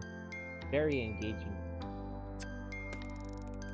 We've come to one of my favorite spots where the cliffs sweep upward towards the blue water. Suddenly, without any warning, Murphy plunges over the top of towering rocks. I run over the cliff's edge with my heart in my mouth to see what happens. And there's a sight I still haven't gotten used to. In the water, more hotter than a cat, waving me to follow. Jump, car, jump! Sure, the water's ground. McMurray! Shocked by the shrillness of my voice, I hadn't intended to be such a shriek that I was aiming for a stern ambush. That's so dangerous. You could do yourself serious injury or worse from such a height. Oh, pish, come on, car, or you won't be able to see the little surprise I have in store. Your race surprised me enough for one day. Ah, which one of us is meant to be the pussy? At this, I am filled with indignance that takes over my body. Before I know it, I'm halfway between the edge and the water, bracing. This way, I am still catching my breath. Murray's head disappears under the surface. My mind saying, "No, this is ridiculous. Get back to the land this instant." But my body is following this Irish cat. My eyes take a moment to adjust. But when they do, they can hardly believe what they're looking at. Except, as we approach from the stern, it's pretty much intact. I can see the name near the rear port side, and though faded and worn away in parts, the words are unmistakable. Kitty's desire. My head is swimming due to the excitement and lack of oxygen. I flounder to the surface to catch my breath. Kitty's desire. I feel like I know that name. Murphy's evidently bobs up to join me on the surface. Surprised? A shipwreck here? This is a very old island, Kara. A lot has happened, but how did the ship even get here before the path was? Hey, don't ask me. I'm just in it for the grog. Murphy smiles and dives back into the murky depths. I follow, the flailing flesh bag in comparison to Murphy's sleek figure. Try to get closer to the wreckage. Big ship, likely a trading vessel from size. It's hard to tell how old it is, but it's certainly not modern. Maybe 18th or 19th century. When we entered the ship from the huge hole in the stern, I realized that a lot of the vessel was actually on land, and it's obvious that it ran ashore after it was damaged. There's not much time to ponder the mechanics of what happened, as McMurray just tugged at my t-shirt with his right paw while gesturing with another paw outstretched to the cabin he wants me to enter, and grateful for the air that's trapped inside and gasping for breath. Here, Kara, look! Hang on, let me catch my... But he's already ducked in the next cell. How is he not out of breath? I realize his ability to swim underwater is unusually strong, but he's barely breaking the surface at all. In here, through the hole. Sounds really excited. As I entered to see why, there in the center of the cabin is a chest, wedged between the wall and a surprisingly well-preserved writing desk. The only thing preventing it from falling and being buried in sand. Treasure chest. I sound giddy, like a giddy child, and feel embarrassed, but McMurray joins in my glee, and suddenly we're cheering and laughing together. Go on then, open it, Kara. Okay. What are you waiting for? The key. Ah, does it need one? Well, of course it does, Murph. It's a locked treasure chest. Can you not just break the lock? Who do you think I am, Houdini? I don't know about that, but I do know that you're a very clever scientist who's thirsty for knowledge matches my thirst for grog, so you get yours and I'll go get mine.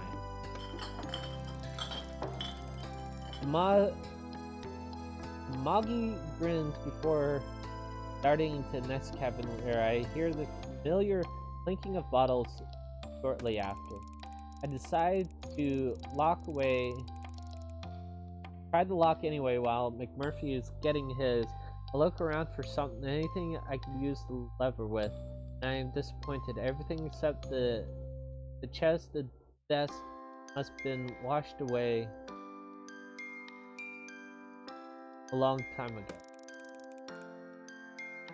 Well, I have to come back with some tools to tackle that lock, Murph. Comes no response, and Murphy's obviously still busy with his looting and pillaging, so I decide to swim to the beach, get a better look from this tract of land. When I take in the scene properly, I can make out was another large ship just a bit further down the beach. I can hardly believe what I'm seeing. One huge sea vessel finding its way to the island is strange enough, but two meeting in the very same unhappy fate is more than my brain can process. The proximity of the pair would suggest a collision of some kind. Possibly the second vessel could have been a pirate ship. Maybe it was attacked by merchants. Maybe it was attacking the merchant vessel.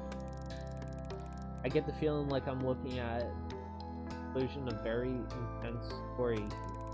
Wonder why Professor Purple didn't tell me about it. Obviously, he must be aware of the two vessels. My nose for intrigue has started to twitch, and I'm burning to know more. I decide to take some debris, splinters, small chunks of metal, pocket them for later analysis in the lab. When I'm satisfied, I've currently combed the beach for specimens. I have salvaged anything of interest. Realize I haven't seen Murray in quite a while. My heart stops and the hair on the back of my neck stained on end.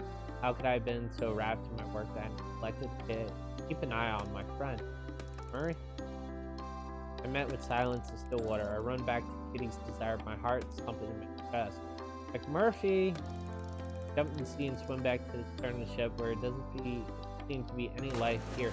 Break through the surface with a choke, trying to call out again, but my throat is hoarse, full of salt water. Where?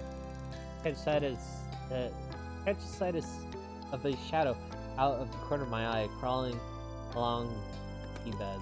I dive under again by the look and see instantly that the Irish cat, stalking and prowling as if he were on land. Quickly grab him by the scruff of the neck and drag him back to shore. McMurphy, you loon, what on earth are you playing at? Catch my breath and check on him, but he's simply happily rolling on his back in the skin. Me? I was having a grand old time until you manhandled me with those big meaty paws of yours.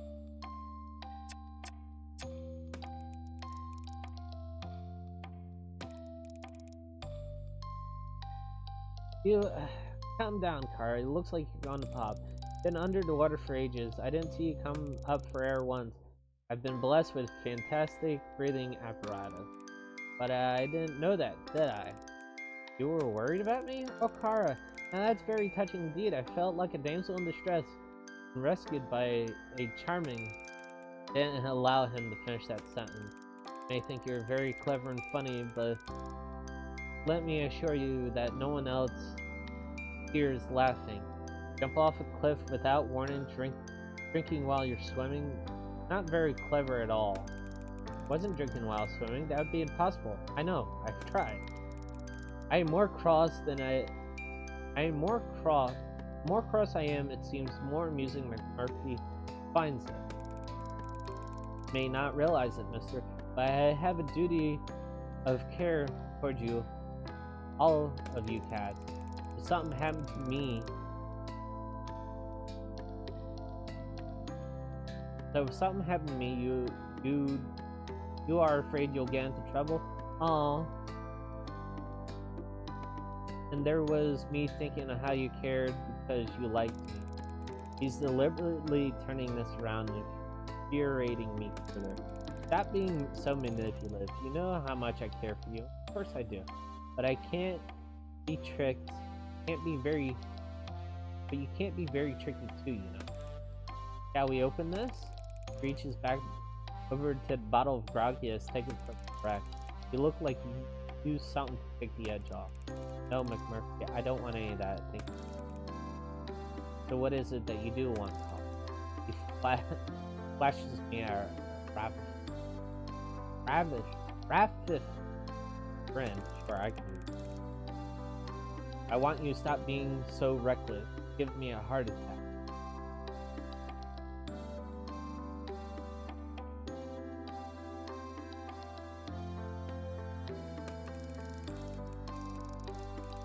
Well, much as your heart is considerable concern to me, Carl, I'm afraid I can't promise stop being what I am. It's like asking the wind to stop blowing. Wind doesn't stop. The wind does stop blowing sometimes. It lets out a long laugh. You're really a scientist, Kara. Nothing will ever change that. I understand what he's saying. I need to allow him to do his own thing. Okay, then. Let's start heading back. Actually, Kara, you go on. I'll catch up with you later.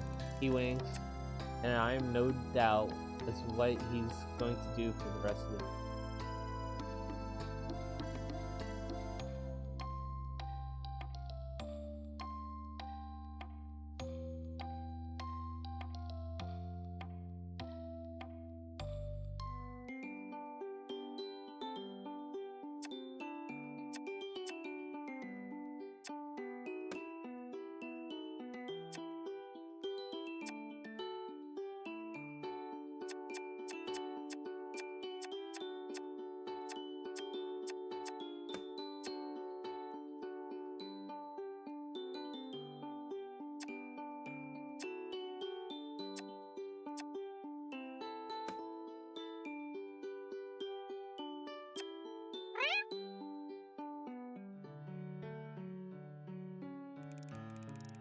As the sun is going down, I decide to retreat into my tent. When I do the flab, I see McMurray curled up asleep on my pillow. McMurray, you're gonna get fur all over everything. Oh, and hi there, Kara. You're back late, the rapscallion. What are you doing in my bed? Oh, come now. We both know I'd get in your bed eventually, didn't we?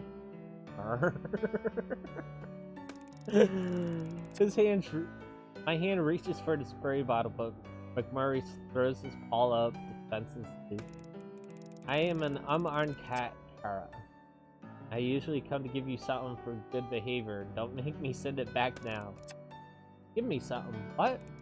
Ah, sure. Now you're listening. You found something that just might interest you. If it's more of that grog, McMurphy, I can assure you I'm not gonna be interested in the slightest. I sit on the end of my bunk, push him off my pillow, but allow him to stay on the bed. As he moves reluctantly aside, I could see a black corner poking out from my blanket. What's that? Don't you want to take a look? I eye him skeptically, nervous of what he's roped me into now. Tell me, what's it first? Ah, will you just take it out, Kara? It won't bite. I reach for it and realize it is a small leather book, beautifully aged and yet seems to be in good condition. I open it as gently as I can for fear that it might turn to ashes. The first page, smudged and faded, but not destroyed by time or water, are the words Captain's Log.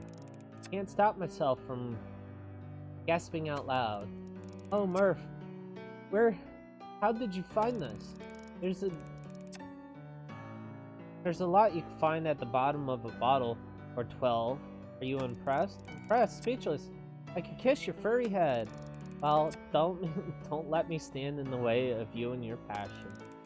I hardly notice that he's still speaking as I've begun to decipher the entries. I'm still instantly engrossed. 1789. These men are getting restless. I begin to fear for the continued safe running of my vessel of which they are in mind to take ownership. If my captain's instinct serves me right. Are you listening? Oh, sorry, what? Then maybe I should leave you to it then. Oh, no, wait, Murphy. Tell me where you really got this from. Was it from the treasure chest? No, car. Would you believe that thing was full of nothing but sand, salt water? That bit of treasure, on the other hand, was found at the bottom of one of my crates of grog, hidden between the bottles. But this belongs to the captain. Why would it be in the crew's provision? I'll let you figure that out, Brainiac. One thing, think of it as a puzzle to keep you amused on your cold, lonely nights. McMurphy smirks and saunters out of my tent.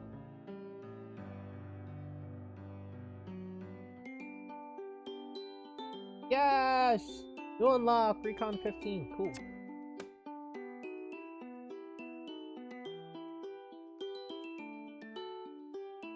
I got a new Recon! Yay!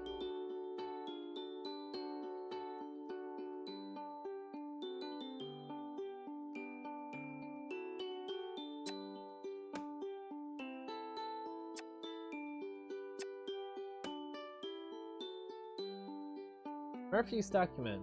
Dyer McMurphy discovered that the shipwreck could have some invaluable information.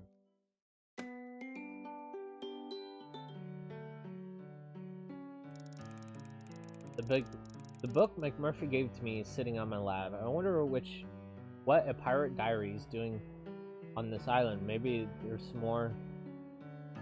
Maybe there will be some clues within. The log reads,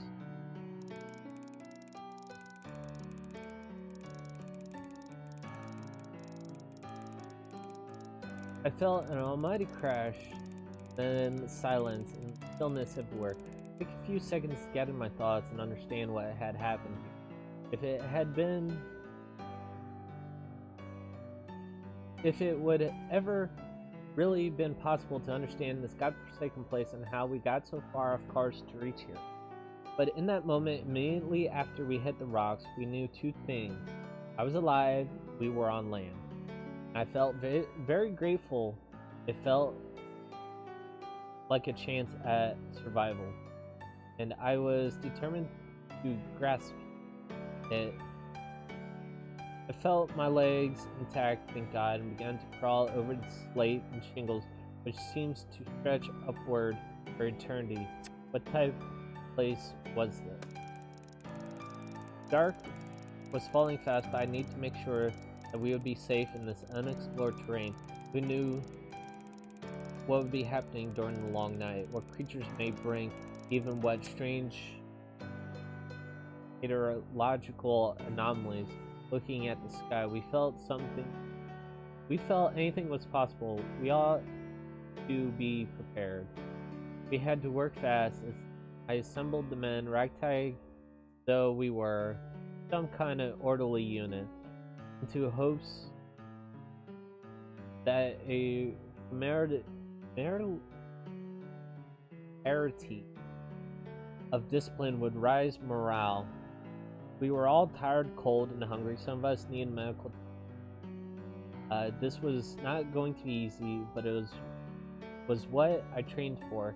What I would rather die than let my men down. We need to make shelter. My voice sounded thin and weak against the sound of waves crashing. At first light, I looked around and began to take stock properly. It was gratifying to see that temporary shelter that we have cobbled together last night was still intact. No disasters had befallen us to add to the difficulties that we were already burdened. Considering the conditions we erected this makeshift covering and how short of a time I felt hardened for the first time since we were out at sea, before the strange electrical storm that ended with us being thrust here against the unforgiving rocks of this terrifying place. We could do so much more with daylight on our side and food in our bellies. So they were shipwrecked on this island and thought of being person inhabited here. Terrifying. How on earth did they survive? Maybe they didn't. I want to believe that they were rescued, but that seems likely. I will read more this evening. As I put the book away, a small piece of paper fills my lap. Must have been hidden among the pages of the log. The note, maybe a letter? Sally, I know that you worry for me, but do not. The men do not treat me bad. They gave me food and do not beat me so much anymore. The captain is not so fearsome as they said. He's given me lessons on my writing. I am improving. I practice at night because I cannot sleep. I work hard sometimes till my hands crack and bleed, but I still use them every morning to pray for you, that you are safe and well, and that we shall be together once again. I miss you so much. The heavens have the seas have not been smooth. Sometimes I worry that we will capsize completely and be lost out here forever, but I would swim the widest oceans back to you, my sweet sister. I hope that you're practicing your writing too. I would like to read your clever poems again. Your loving brother, Jim. A sweet letter. I wonder what became of Jim.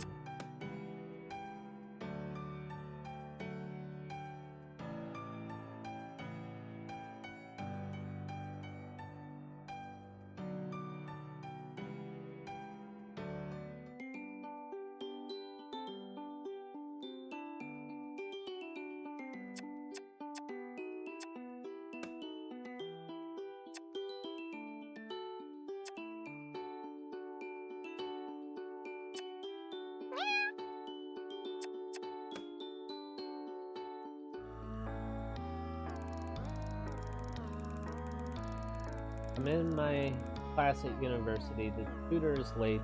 We're all sitting and waiting. I turn to my friend who's sitting beside me. We make a joke about the tutor's car breaking down, but my friend isn't there. Instead, there's a giant cat. It looks like an elder. It bares his teeth at me and pulls out a menacing low growl. I'm just about to scream. Tutor arrives, but it's Professor Paul. It looks like you've seen a ghost, Elsa. I'm trying to answer back to tell them to look behind me, but the words won't come out. I am rigid with fear. Can't move, can't speak, can't scream. Everyone is acting like they are normal. Can't they see it? I force myself to turn again and look at the terrifying cat, but it's not there. There's just an ordinary domestic cat. Everyone laughs at me, and now I see everyone from the island. The Marigolds, Joe, Bob, Zane, Pauper, all pointing and laughing. I jump out of my seat, leave. I'm in bed, my tent, sat bolt upright. I shouldn't have eaten cheese so close to bed.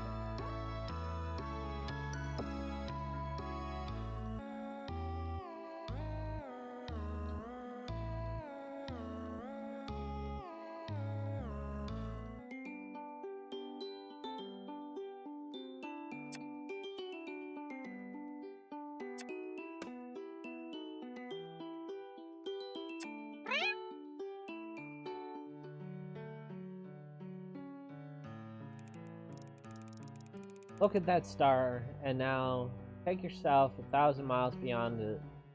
Tell me, what do you... I laugh at McMurray's. Pass me the bottle, and I take a swig before replying. Murray, McMurphy, what are you talking about? Just do it, Kara. The big shiny one, way up there. Go 1,000 miles beyond and tell me, where do you get to? I smile. I'm partying on Venus. Oh yeah? There's so many goddesses here, McMurphy.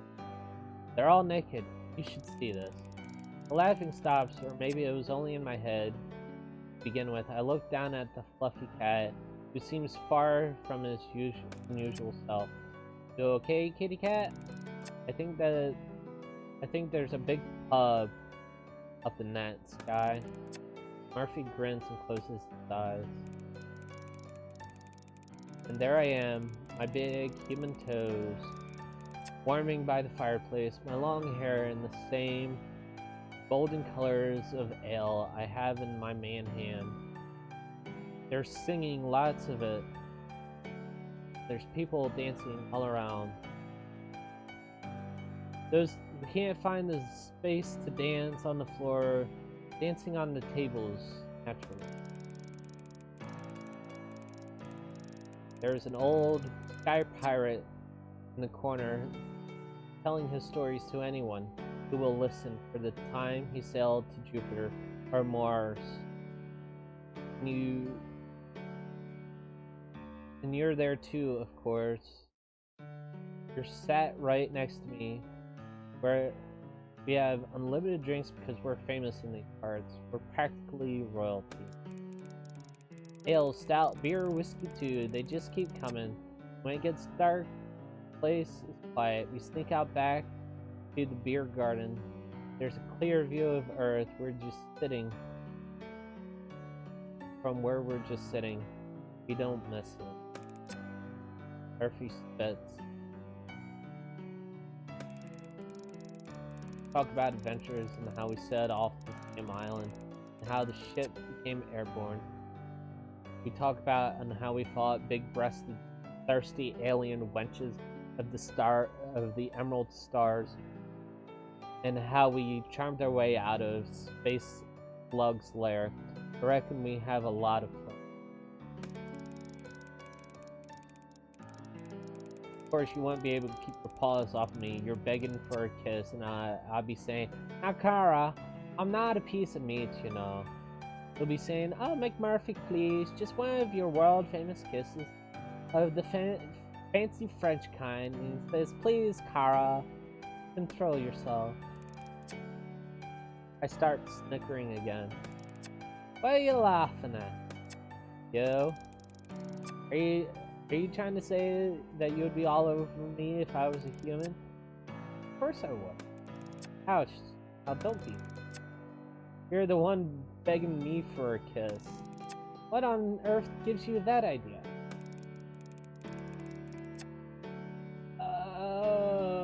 Oh god. First of all, my face changed. Top of the morning, Kara. I love you so much. To be sure, give me a smacker, Bjornia. That's so offensive. I stopped laughing. I went a little far there. Sorry. Murphy lets out a wire smile. Well, maybe I would try to steal a little kiss. Who could blame me? You wouldn't get one. Murphy's smile disappears. You know something, Kara? Huh. I think I should just come out and say it. Say what? You're alright. There's pause, not an uncomfortable pause, but a slightly confusing one. You're right, too. Murphy gazes at the stars. I don't know what I'm doing. It's a strange feeling. I'm used to be a step ahead of everyone. Well, 2 steps ahead of you. Hey, don't be rude, Murph. I laugh. Murph grins. This feeling, it isn't new to me, but I'm still not sure what it is. All I know is that you get me in a way no one has before, and I get you too, and even if you don't care to admit it, guess it's time to let the cat out of the bag. Without thinking, I look around, so used to be bagging and unbagging cats for my work that I take him literally, but the expression stops me from reacting. I have become attached to you in these last few weeks. You have captured my heart, and I don't want to be without you.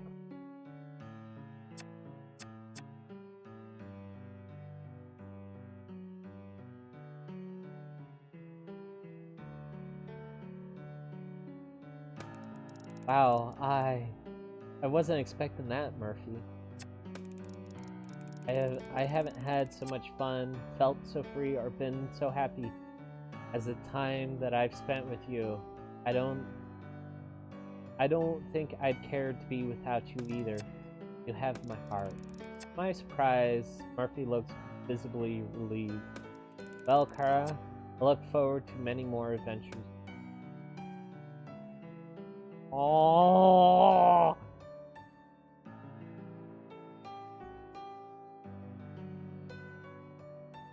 Oh!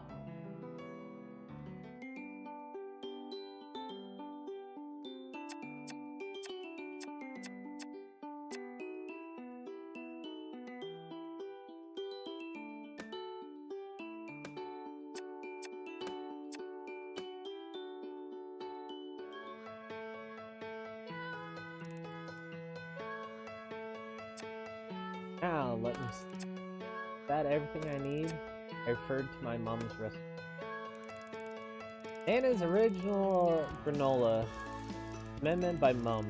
1 large boiled oats, 4 mugs, pumpkin seeds, half a mug, sesame seeds, half a mug, sunflower seeds, half a mug, walnuts, roughly chopped, handful. Flaked almonds, half a mug, pecans, roughly chopped, handful. Dried apricots, roughly chopped, handful. Dried cherries, 4 cranberries, half a mug. Banana chips, half a mug. Sunflower oil, 2 tablespoons. Cinnamon, 1 teaspoon. Salt, 1 pinch. Honey, 4 tablespoons. Coconut shavings, 2 garnish. Wait, did I forget to order the coconut? Rummage around in the supply box that arrived this morning until my hands find the bag they're searching for. Cute. Coconut shavings are a necessity.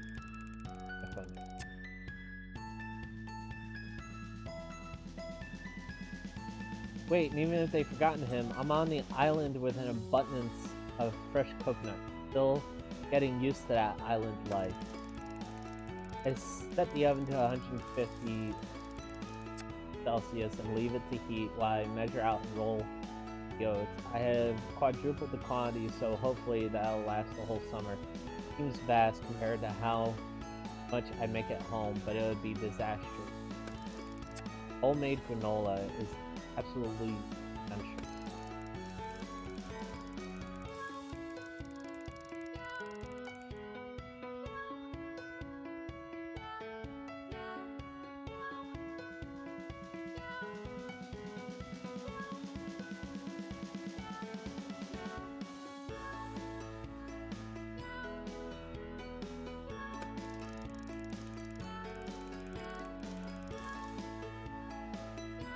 Next, I spread it evenly on the baking tray, lined with parchment, partially to save the watching of, and whack it into the oven for 20-30 minutes, checking often, because the seeds tend to burn quicker than I expect. Smells always drives me crazy. Toasty, warm, homey. I miss my mom. Once done, I add the fruit and it dries and cools. I put in several bags, large glass storage jars. Begin to stuff fistfuls in my mouth as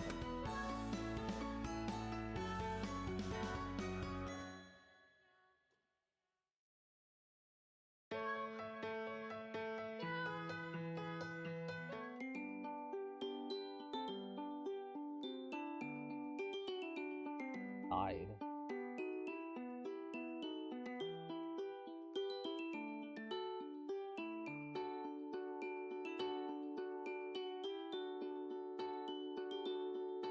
Uh,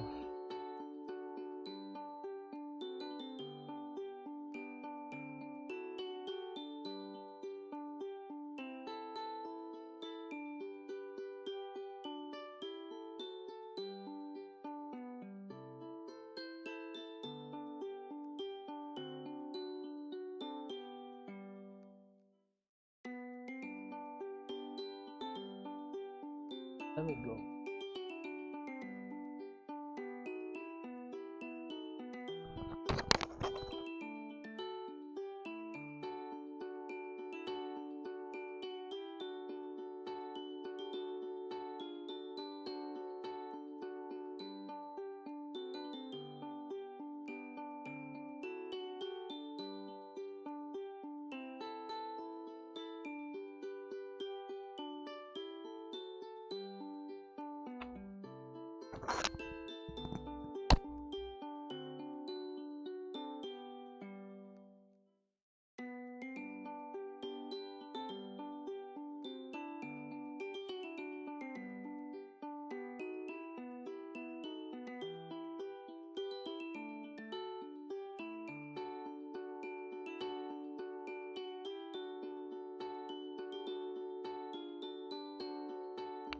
Alright.